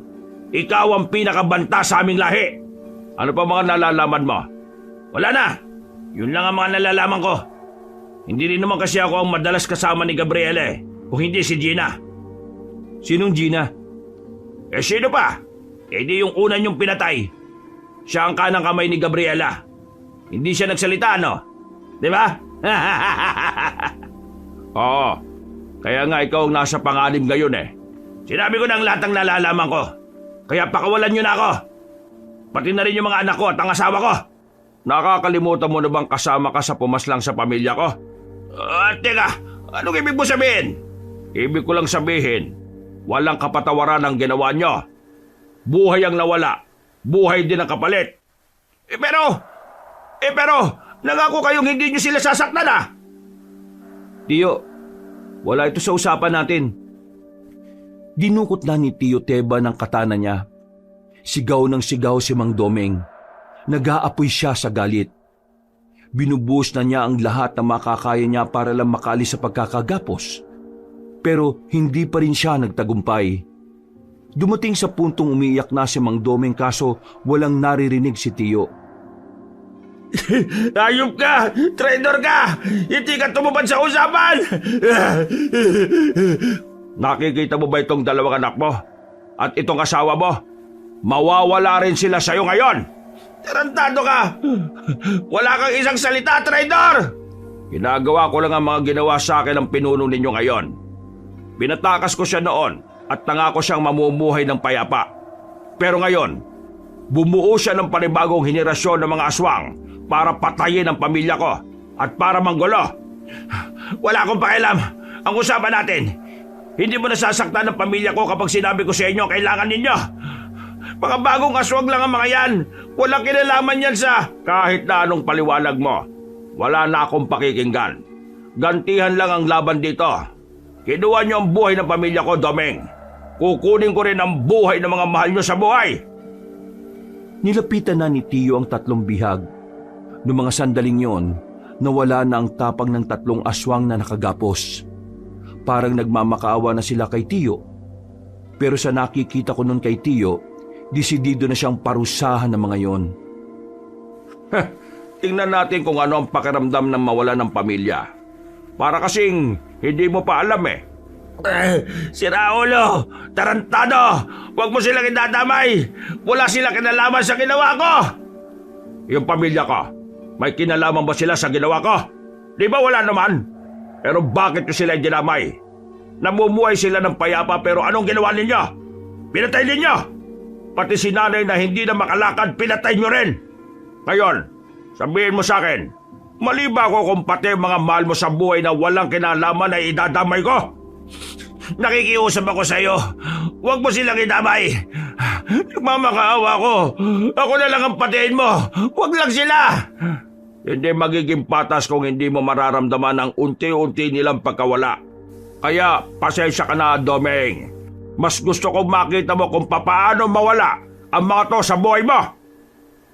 Noong mga sandaling yung kabanong, hindi ko na alam ang gagawin ko kay Tiyo. Wala na siyang pinakikinggan. Desidido na siya sa gagawin niya. Wala siyang pakialam kung inosente ang mga papatayin niya. Si Mang Domeng naman, iyak lang ng iyak. Nagmamakaawa, pero wala siyang mapapala. Masyado nang matigas ang puso niya. At kahit na anong gawing pagtangis ni Mang Domeng, hindi nalalambot ang puso ng tiyuhin ko. Wag! Parang awa mo na! Damhin mo kung gaano kasakit mawalan ng pamilya, Domeng! Pakiusap! Wag! Biglang hinagupit ni Tiyo ng katana ang isa sa mga anak ni Mang Domeng. Sumirit agad ang dugo nito at saka lumaylay ang ulo. Nanlalaki ang mga mata ni Mang Domeng na makitang patay agad ang isa niyang anak. Hindi pa nakontento si Tiyo. Isinunod niya ang isa pang anak na matandang aswang. Pinagtatataga niya hanggang sa tuluyan nitong malagutan ng hininga. Nilapitan naman ni Tiyo ang asawa ni Mang Domeng. Hindi rin niya yung pinalagpas. Agad niyang hinataw ang matandang babae sa leeg. Wala pang ilang minuto ay nalugutan na rin ito ng hininga. Napakasama mo! Napakademonyo mo! Mas demonyo ka ba sa akin, Teman? Ayop ka! Ako? Demonyo? Nahihibang ka na yata. Ikaw ang unang sumama sa malademonyong gawain ng amo mo. Ibabalik ko lang sa iyo ang pakiramdam. O ngayon, naintindihan mo na ba ang nararamdaman ko? Galit ka na rin ba ngayon sa mundo gaya ng galit na meron ako? Kinamumuhian mo na rin ba ang sarili mo dahil wala kang nagawa? Papatayin kita kapag nakawala ko dito! Papatayin kita! Ang kaso, hindi ka na makakawala dahil ngayon din, isasama na kita sa kanila! Biglang hinugot ulit ni Tio ang kanyang mahabang katana. Mabilis niyang hinagupit si Mang Doming sa leeg. Hindi tumagal ng ilang minuto, nalagutan na rin ng hininga ang matandang aswang. Hiningal si Tio. Napaupo na lang siya sa gilid. Maya-maya pa, lumabas na rin kami ng bahay na yun. Pero hindi ako sang-ayon sa nangyari kaya kinastigo ko siya. Tio, ano yun? Bakit mo ginawa yun? Bakit ko ginawa ang alin? Bakit mo dinamay yung pamilya niya? Anong klaseng talong yan? Di bang usapan natin, gagamitin lang natin sila para pagsalitain si Mang Doming? Wala sa usapan natin na papatayin din natin sila, di ba? Naririnig mo ba ang sarili mo? Aswang din ang pamilya niya. At ang layunin natin, patayin ang lahat ng aswang. Pero mga baguang aswang lang sila. Wala silang alam sa nangyari. At hindi naman sila kasama sa mga pumaslang sa pamilya mo. Pero bakit mo, Ano bang gusto mong gawin ko, ha? Pabayaang mabuhay ang pamilya niya. Tapos ano? Balang araw babalikan din nila ako at sisingilin sa ginawa ko kay Domeng. Ayoko na mangyari ulit ang nangyari noon. Na kung hindi ko lang sana hinayaang mabuhay si Gabriela, na kung hindi ko lang sana pinaira lang awa ko, di sana wala nang aswang ngayon. Sana'y hindi nabuhay ulit yung angkan nila. Sana walang nanggugulo ngayon at sana buhay pa ang pamilya ko. Hindi mo pa rin pala talaga ako naiintindihan, Erwin? Akala ko pa naman mabilis kang makaunawa sa mga bagay na gusto kong gawin. Hindi na ako nakapagsalita ng mga sandaling yon, Kabanong. Napagtanto ko rin naman kasi na may punto nga siya sa sinasabi niya. Napabuntong hininga na lang ako. Mga ilang sandali lang din naman ay naging kalmado na rin si Tio. Tio, pasensya na ha. Nag-aalala lang din naman kasi ako sa iyo Ayoko naman na dumating ang araw na tuluyan ka ng nilamon ng galit nyo. Alam ko ang ginagawa ko, Erwin. Kung hindi lang naman sila aswang, hindi ko naman sila idadamay. Pero aswang sila At lahat ng aswang masasama. Lahat ng aswang may kakayahang gumante habang nabubuhay pa sila. Kaya ano magiging plano natin ngayon? Uwi muna tayo sa atin. At bukas ng gabi, saka tayo aalis. Tayong dalawa lang? Oo. Bakit, natatakot ka ba? Hindi naman. Pero kasi sobrang dami nila Kung natatakot ka, ako na lang. Baka mamatay ka pa. Hindi. Sasama ako. Hindi pwedeng mag-isa ka lang. Basta makikinig ka lang sa mga sasabihin ko, ha. Walang mangyayaring masama sa'yo. Matapos ang naging misyon namin, agad na rin muna kaming umuwi sa bahay. Habang naghuhugas ako ng kamay ko dahil sa mga dugong natuyo roon, muli kong naalala ang itsura ni Mang Domeng bago ito tuluyang mamatay. Sa hindi malamang dahilan, nakaramdam ako ng kilabot. Hindi ko inakala na ganoon pala talaga pumatay ng aswang si Tio. Napakabrutal. Malupit at talagang walang patawad. Naiintindihan ko naman ang nararamdaman niya. Pero dinarasal ko lang noon na sana wag dumating ang araw na hindi na niya makilala ang kanyang sarili. Kinabukasan. Oh, mabuti naman at gising ka na. Nakatulog po ba kayo, Tio? Oo, pero 2 oras lang. Pwede ka na munang matulog. Ako na munang bahala rito sa bahay. Hindi na. Hindi na rin naman ako inaantok Sigurado ba kayo? Oo naman. Maya-maya'y may kumatok sa pintuan. May inaasahan ba kayong bisita ngayong araw, Tio? Bisita? Wala. Kailan pa ako nag-imbita ng bisita? Sino ho yung kumakatok? Ako na magbubukas. 2 na lang tayo. Baka mamaya aswang yung mga yan. Lumapit kami sa pintuan. Pagbukas namin, bumungad sa amin si Badang at Wilberto. Baka sa mukha nila ang pangamba. Hindi pa namin sila pinapapasok ay kusa na silang pumasok. Sila na rin ang nagsarado ng pinto. Ay! Anong ginagawa nyo rito? Badang, anong meron? Mang Teban, kailangan namin ng tulong ninyo. Ha? Anong tulong? Di ba sinabi ko naman sa inyo na... Idol, nilagasan na nila ang konseho. Inisesa nila ang bahay ng mga opisyal. Kanina umaga, lumutang ang balita. Lahat patay. Ang akala namin wala nang ibang sinaktan ng mga aswang eh. Pero halos kalahati rin ng mga kasama namin. Pinatay nila. Buti na lang nakaligtas yung iba. Pero ngayon, wala na kaming balita sa kanila. Nagtatago na sila dahil sa banta ng mga aswang. Idol, pakiusap. Tulungan mo na kami. Inuubos na nila kami. Kailangan namin ng isang kagaya mo. O teka, kumalma muna kayo. Kalma. Binigyan ko sila ng malamig na tubig para kahit papaano ay maging mahinahon sila. Maya-maya lang din ay napag-usapan na namin ang mga nangyari sa kanila. Kahit si Tio Teban ay nababahala na rin. Nanghinayang din siya sa mga buhay na nawala. Meron kami binabalak ni Erwin. Pupuntahan namin yung kuta ng mga aswang. Alam na ninyo kung saan sila naglalagi? Nabiyag namin ang isa sa mga opisyal ng mga aswang kagabi. Napaamin namin siya, kaya nalaman namin. Pupunta kami ron ng kaming dalawa lang. Kung gusto nyo, sumama na kayong dalawa. Totoo ba? Tinatanggap mo na kami ulit? Tayo-tayo lang din na magtutulungan. Alam ko magiging mahirap to para sa atin. Pero mas magiging maganda ang laban kung magsasama-sama tayo. May mga napag-usapan na kami ni Tio. Ilalatag namin sa inyo at dadagdagan nyo na lang kung meron kayong mga ideya. Nung umagang yon, Kabanong, masaya ko kasi sa wakas, naging magkasundo na rin si Tio at ang dating dalawang estudyante niya. Matapos namin mapag-usapan mga plano, naganda na rin kami para sa aming pag-alis. Mabilis na lumipas sa mga oras. Malapit na rin ang kinagabihan. Iniwan na rin namin ang baryo para puntahan ang kuta ng mga aswang. Magkahalong kaba at pananabik ang nararamdaman ko noon, Kabanong. Kinakabahan ako dahil yun ang unang beses na tatapak ako sa lugar ng mga mababangis na nilalang. Nasasabik naman ako dahil sa wakas, magkakaroon na si Tio ng pagkakataon na makamit ang hustisya. Mang Teban, O bakit? pasensya na nung nakaraan ha. Nadala lang din ako ng emosyon ko noon. Pasensya na rin.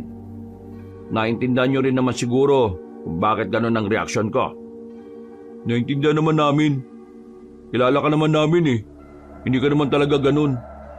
Ang tao, kapag nasasaktan, nagbabago talaga. At saka, idol ka pa rin namin kahit na anong mangyari. Kahit na kalimutan mo kami, walang magbabago sa pag-aanga namin sa iyo. Kahit naman kailan hindi ko kayo kinalimutan. Nung una, ayaw ko lang talaga kayo makialam. Natatakot si Tio na baka pati kayo mawala rin sa kanya. Kagaya ko, ayaw niya rin akong isama nung una eh. Pero nagtiwala siya sa akin at nagtitiwala na rin siya sa inyo ngayon. Basta ang gusto ko lang naman makikinig kayo sa mga sasabihin ko, ha? Isang karangalan talaga na makasama namin ang pinakamaalamat at magiting na manunugis. Noon yon. Pero ngayon hindi na. Isa na lang akong simpleng manunugis na naghahangad ng hustisya para sa pamilya ko. At para na rin sa mga taong biniktima nila ngayon. Nang makita na namin ang lagusan, tinahak namin yun ng halos 10 minuto. Paglabas namin, natanaw na namin ang dalawang malalaking bundok na magkaharap. Sa puntong ito, mas lalong lumakas na ang kaba ko sa dibdib ko. Dahil kaunting minuto na lang ay mapapalaban na rin kami sa mababangis na nilalang. Yandaan niyo mga sarili niyo. Kaunting sandali na lang tatapak na tayo sa balwarte ng mga aswang. Ingatan niyo mga sarili niyo, ha? Sa tunay na laban, mas prioridad nating bantayan ang sariling kaligtasan kaysa sa kaligtasan ng mga kasama. Sakaling malagay tayo sa alanganin at sakaling pumalpak ang plano, ang una nating gagawin ay umatras at iligtas sa mga sarili natin. Ayoko na mga pasaway, ha? Ang laban na ito ay tungkol sa buhay at kamatayan. Ayaw kong mauna pa kayong mawala kaysa sa akin. Nagkakaintindihan ba tayo? Tumango at sumang-ayon kaming tatlo. Matapos ang sandaling pagpupulong, agad na rin kaming naglakad para simulan ang aming mga plano. Nang ilang metro na lang ang distansya namin sa bungad, nagtago na muna kami sa halamanan para magmasid. Sa obserbasyon namin, mukhang maraming aswang sa labas ng mga bahay sa mga ganoong oras. Kaya hindi kami nagpadalos-dalos. Hinintay na muna naming lumipas ang ilang oras para makakuha ng tamang pagkakataon. Magtatatlong oras na tayo rito ah. Parang walang balak magsipasok sa bahay ang mga aswang na yan ah. Baka alam na rin nilang may posibilidad na puntahan sila rito. Kaya ganyan sila kaalerto. Kailangan natin mahanap ang mas ligtas na lugar. Kailangan makuha natin si Gabriela ng walang nagiging problema. Kapag nagawa natin yon, isang malaking alas na ang panlaban natin. Mapuputulan na ng mga pangil ang mga aswang kapag hawak na natin sa leeg ang pinuno nila. Tiyo, mukhang pwede tayong dumaan dun, no? Maliwanag dyan, baka makita tayo. Kung bibilisan natin, walang makakita sa atin. Kesa dun sa kabila na medyo madilim, pero merong mga aswang. Hindi. Wala muna tayong gagawin. Dito muna tayo. Hintayin natin ang 3:00 ng madaling araw.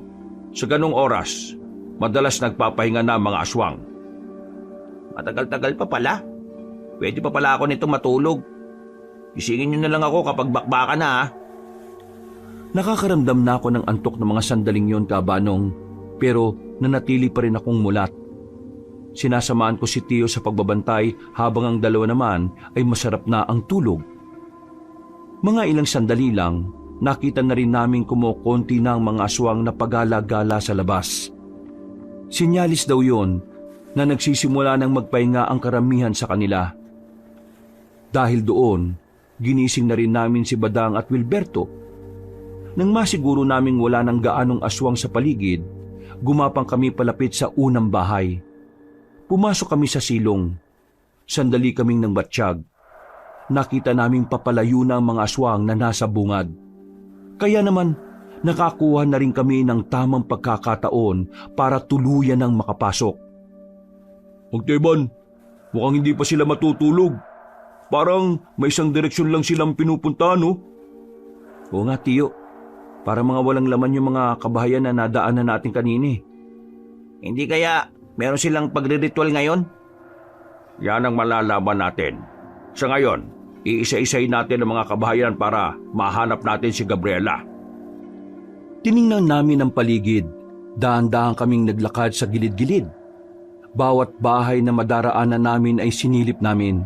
Pero bigo kaming mahanap si Gabriela. Hindi nagtagal, meron na kaming nakitang bahay na naiiba sa lahat. Simentado na yon at merong ikalawang palapag. Sa mga sandaling yon ay inakala naming nasa loob na noon si Gabriela. Nagmamadali na kaming lumapit doon. Pero laking gulat namin nang biglang may mga aswang na humarang. Noong mga oras na yon, palagay namin ay alam nilang naroon na kami. Parang pinaghandaan din nila ang pagdating namin kaya napalibutan na rin nila kami. Eto na hinihintay natin. Magteban, pinakagat lang yata nila tayo eh. Nandito na yan, palag-palag na. Basta kung ano man ang mangyari, mahal na mahal ko kayo. Kung makapagsalita ka naman, parang mauna ka pang mamatay ah. Hindi nagtagal, lumusob na rin ang mga aswang sa amin. Pero ang ipinagtataka lang namin noong mga sandaling yon ay bakit kakaunting aswang lang ang humarap sa amin, samantalang ang inaasahan namin ay hindi bababa ng 30 ang mga naroon. Ganun pa man, nakipaglaban pa rin kami sa mga yon. Hindi namin sila inatrasan kahit na higit na mas mabilis sila kumpara sa mga una naming nakalaban. Ang sarap pala talagang makipaglaban sa mga aswang ano? Focus! Focus lang! Huwag maging kampante. Mas mababangis sila kumpara noon. Erwin, sa likod mo! Paglingon ko sa likuran ko, nakalapit na pala ang aswang sa akin. Nagawa niya akong kalmutin sa likod, pero hindi naman yun naging dahilan para mapabagal niya ako. Agad akong dumistansya. Nang makabuelo ay tinaga ko rin ang aswang na yon. Tinamaan ko siya sa leeg pero hindi pa rin siya namatay. Ano, ayos ka lang? Ayos lang naman ako, Tiyo. Bababaw lang naman ng kalmot niya eh. Alerto ka dapat. Mapanlin lang ang mga aswang. Minsan akala mo aatake sila pero hindi mo alam sa likod pala sila aatake sa'yo. Sumunod kayo sa akin. Tara! Meron kaming dinaanan sa gilid. Masikip, madilim. Hindi na kami hinabol ng mga aswang doon. Pero nang makalabas na kami ron, sinalubong naman kami kagad ng mga yon. Hindi na namin nabantayan ang kanilang pag-atake. Kaya naman tinamaan si Badang at si Wilberto. Tumilapon sila sa lakas ng pagsipa at suntok ng mga aswang. Agad naman kaming rumisponde sa kanila. Buti na lang ay wala naman silang malalang galos. Pinapagod lang nila tayo. Hindi nila binubuhos ang lahat ng bilang nila dahil hinihintay nila tayo mapagod para mas makalabang sila sa laban. Huwag niyo masyadong ubusin ang lakas niyo ha. Kailangan nating tumagal hanggang sa makita natin si Gabriela. Anong gagawin natin kung lusob sila ng lusob? Akong bala. Ako ang harap sa kanila. Dito lang muna kayo. Sigurado ka ba sa sinasabi mo, Mang Teban? Kung pati kayo mapapagod at maubusan ng lakas sa laban na ito, walang aalalay sa akin sa oras na ako naman ang mapagod. Isa pa, ako ang may kakayahan na umubos sa mga ito, kaya ako ang gagawa. Huwag kayong mag-alala, kayang-kaya ko pa. Walang sinabi tong edad ko. Ayos, idol ka talaga. Nababahala man kami para sa kaligtasan ni Tiyo, pero nagtiwala na lang kami sa kaya niyang gawin. Maya-maya lang, muling lumusob ang mga aswang. Sabay-sabay, mabibilis at talaga namang mahirap hulihin kung kami ang gagawa. Pero si Tiyo, minamani-mani lang niya ang pakikipaglaban sa aswang. Kahit na meron ng edad, nangingibabaw pa rin ang kanyang kahusayan. Hindi na namin mabilang kung ilang aswang na ang pinatay ni Tiyo. Ang alam lang namin, walang makatama sa kanya kahit na isa. Nang mapansin ng mga aswang na hindi sila umuubra kay Tiyo, sandali silang natigil sa pag-atake. Namamangha kami habang pinagmamasda ng maraming bangkay ng aswang sa harapan ni Tiyo. Kakaiba ka talaga, idol. Kaya hindi talaga ako nagkamali na ikaw yung inidolo ko eh. Huwag na muna tayo magdiwang. Sa pagtigil nila, alam kong meron silang binabalak. Tiyo, mukhang siya na yung Gabriela oh. Dumating ang isang babaeng sobrang puti, pero maputla ang balat. Matangkad at malaanghel sa kagandahan ng mukha. Nakangiti siyang nakatingin sa amin. Kung titingnan na maigi, parang wala sa itsura niya na siya ang pinuno ng mga aswang. Parang hindi niya kayang pumaslang ng tao dahil sa pagiging mahinhin niya. Magandang gabi sa iyo, Mang Teban. Ang tagal na nung huli tayo nakita ah. Bata pa ako noon, pero hindi ako nadismaya sa iyo ngayon. Magaling at nakakatakot ka pa rin kalaban. Nangako ka sa akin noon na kapalit ng kalayaan na ibinigay ko sa iyo ang pagbabagong buhay mo. Sinabi mong hindi mo tatahakin ang landas na tinahak ng mga kalahi mo. Pero sinira mo ang pangako mo. Pinatay niyo pa ang pamilya ko. Matapos mong lagasin ang buong lahi ko sa mismong harapan ko, hihilingin mo sa akin na mamuhay ako ng payapa? Alam mo ba kung gaano kahirap ang mamuhay ng araw-araw mong naaalala kung papaano pinatay ang mga mahal mo sa buhay? Nanggulong angkan mo sa payapang buhay ng mga tao. Kung ano man ang ginawa ko, yun ay dahil sa pinangangalagaan ko lang ang kapayapaan ng sangkatauhan. Kayo ang unang nanggulo sa mga aswang, hindi kami. Bata ka pa noon, Gabriela. Ang alam mo lang na kwento ay ang naririnig mo mula sa matatandang aswang. Pero wala kang alam kung gaano karaming buhay ang kinuha nila sa mga taong wala namang kasalanan sa kanila. Ngayon, ipagpapatuloy ko ang nasimulan nila. Malaking pagkakamali mo na binuhay mo pa ako noon, Mang Teban. Hindi ka magtatagumpay, Gabriela. Marami ka pang dapat danasin bago mo pa ako mapatumba. Pagbabayarin kita sa ginawa mo sa mga tao, lalong-lalo na sa buhay ng pamilya ko na kinuha mo. Hindi ako magpapatalo sa iyo, Mang Teban. Kupas ka na. Hindi mo na magagawang talunin ng mga bagong sibol na aswang. Hindi na itong henerasyon na kayang-kaya mong ubusin. Huwag na tayo magdaldalan. Simulan na natin! Umalis si Gabriela at sinundan naman yun ni Tiyo. Susunod sana kami sa kanila pero bigla kaming hinarangan ng mga aswang. Wala kaming nagawa kundi ang kalabanin na lang din sila. Magkakatalikuran kami ng mga sandaling yon, Kabanong. Dahil sa ganung posisyon namin ay hindi magawang makalapit ng mga aswang. Unti-unti rin namin silang napapatay. Pero nakaisip ng paraan ng mga kalaban namin. Pinagbababaton nila kami ng kung ano-ano kaya napilitan kami magtago sa gilid.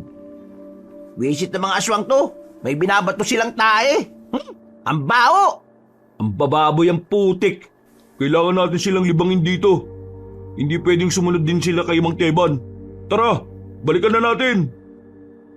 Nang ibahin na namin ang estilo namin, ay hindi na rin kami binato ng mga aswang. Mano-mano na namin silang nilalabanan. Aminadong sa mga sandaling yon ay masyadong maliksi ang mga nilalang. Hindi na kami makatama. Palagi silang tumatulon at kung saan-saan gumagapang. Pero hindi kami tumigil. Hindi kami nagpatinag. Kahit na nahihirapan na kami, ay itinuloy namin ang laban. Hanggang sa unti-unti na nga naming napapansin na kumukonti na rin sila. Ano? Mga salot, kaya nyo pa ba? Konting-konti na lang mga pre. Ubusin na natin ang mga to para makasunod na rin tayo kay Mang Teban. Bilis! Sa aming pagpapatuloy, nagawa na rin naming talunin ng mga aswang. Wala kaming itinira kahit na isa. Sugutan na rin kami noon, pero kahit papaano, hinakaya pa rin naming makatayo. Palis na sana kami nang bigla na lang may isang aswang na humila sa paa ni Badang. Nakalmot si Badang sa tagiliran na naging dahilan para bumagsak siya kaagad. Agad naman naming tinuluyan ang aswang na yon. Badang, okay ka lang? Sakit! Alalayan ka namin. Hindi na. Itabi niyo na lang ako. Sundan niyo si Mang Teban. Bilisan niyo. Sigurado ka ba sa sinasabi mo? Oo, bilisan niyo. Kailangan niya nakasama. Bilis! Itinabi namin si Badang sa likuran ng mga drum. Mabilis naman kaming tumakbo ni Wilberto para sundan sila Tiyo. Nang makarating na kami roon, inabutan naming sugatan na si Tiyo. Habang ang aswang na si Gabriela naman ay wala pang galos kahit na isa. Tingnan mo nga naman, Mang Teban. May rumispondi pa para sa'yo. Kaya nga lang, makakasama mo lang din naman sila sa hukay. Bakit kayo narito? Hindi na sana kayo sumunod. Hindi ka namin kayang iwan, Tiyo. Sasamahan ka namin kalabanin siya. Oo nga, papayakin natin yung aswang na yan. Malakas siya. Kakay mabilis niya. Nahirapan akong hulihin siya. Mabuti naman at inamin mo rin na mas malakas ako sa'yo, Mang Teban. Kaya kung ako sa'yo, isuko nyo na lang ang sarili nyo para hindi na kayo mahirapan. Kung itutuloy pa natin ang laban na ito, mas mararamdaman nyo lang ulit ang pait na kamatayan. Lo, magpahinga ka na muna. Kami na munang bahala sa isang ito. Hindi niyo siya kakayanin. Manood ka lang, Mang Teban. Kami muna. At ang lakas din naman ang loob nyo na humarap sa akin. Tingin nyo ba ay makakapalag kayo sa akin? Kung ang matandang yan nga na itinuring na dakila ay wala ring magawa. Huwag ka muna masyado masaya, Gabriela. Hindi pa tapos ang laban. Dahil habang humihinga pa kami, hindi ka pa nananalo. Kung sa bagay, may punto ka rin naman. Kaya sige, simulan na natin to. Noong mga oras na yon, aminadong kabado kami pareho ni Wilberto. Pero wala kaming ibang magagawa kundi harapin si Gabriela. Nang sa ganon, magkaroon ng sapat na oras si Tiyo para pag-aralan ng mga kilos ng babaeng aswang. Hindi nagtagal, lumusob si Gabriela sa amin. Sinubukan namin siyang tagain. Pero nailagan niya lang yon. Nahablot niya ako sa kamay. Nagulat na lang ako nang maramdaman ko ang malakas na suntok niya sa sikmura ko. Sa sobrang lakas, sumuka agad ako ng dugo.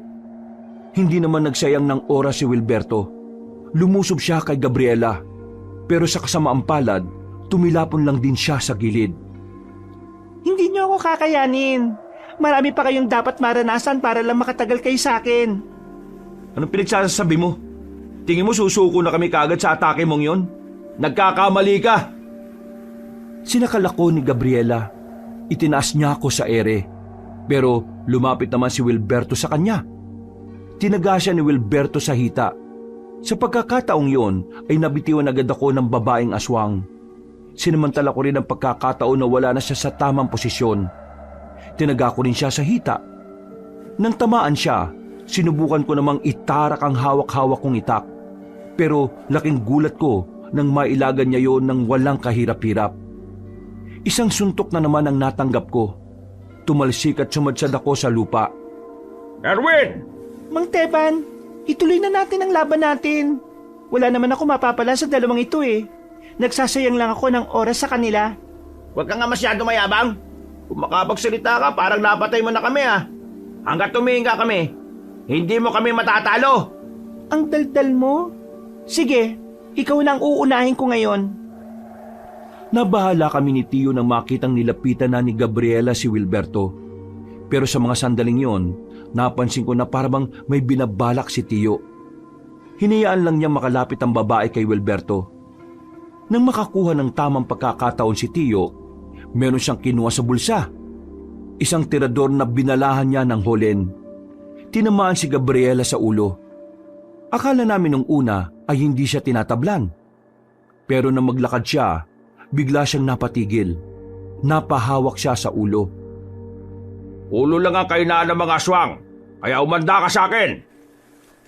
Habang nakakaramdam pa ng hilo si Gabriela, hindi na sinayang ni Tio ang kanyang pagkakataon.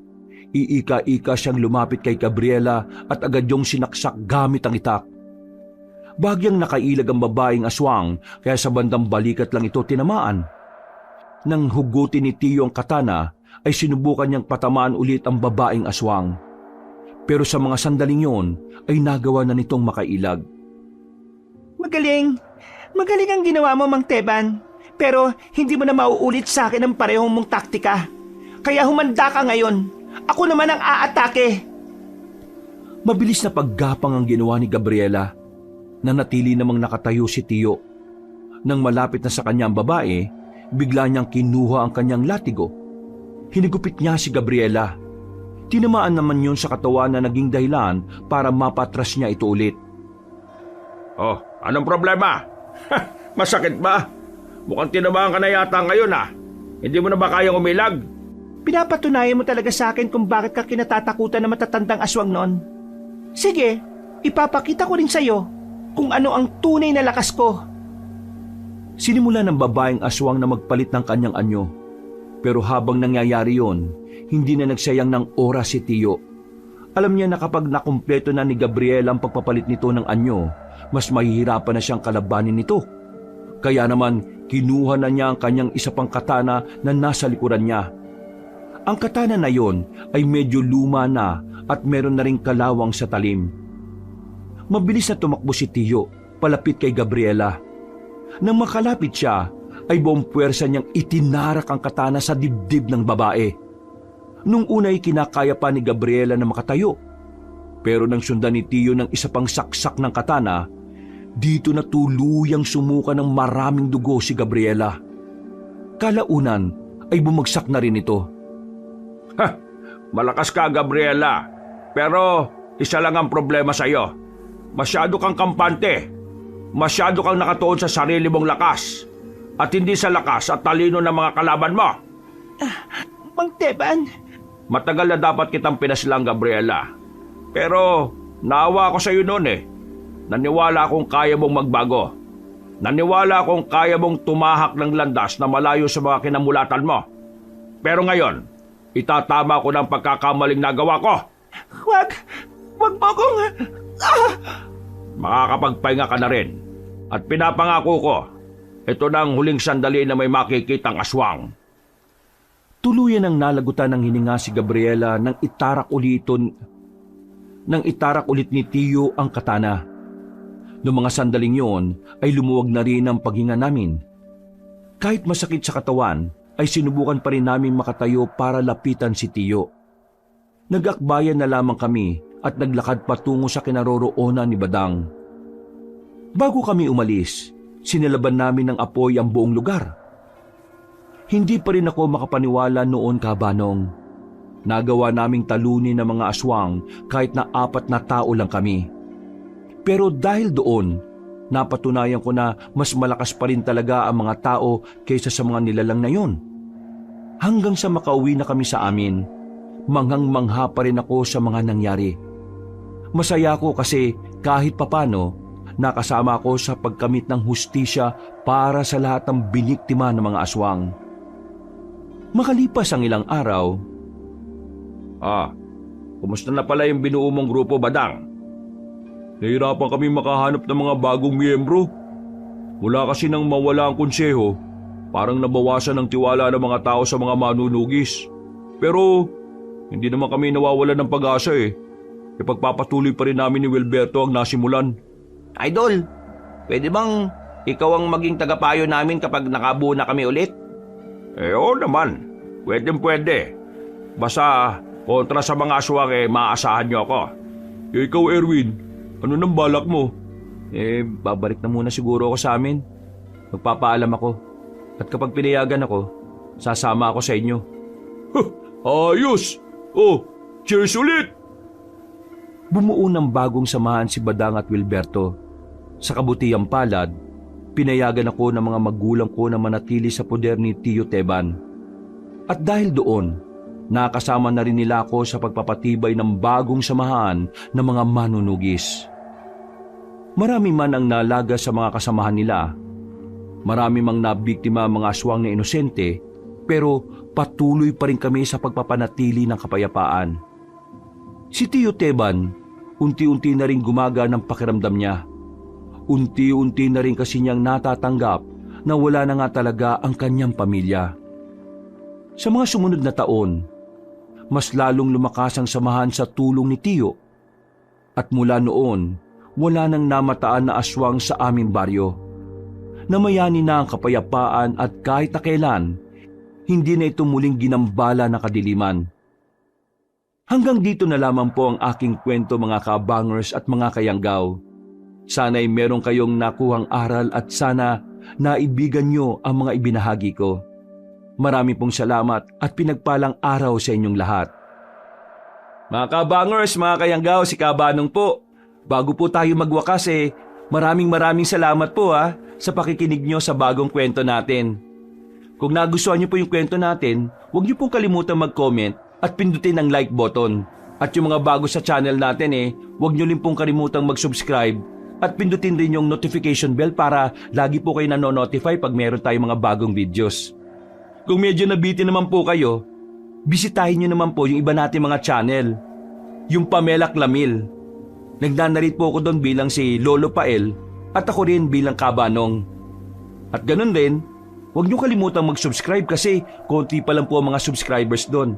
Mag-comment at mag-like rin po kayo.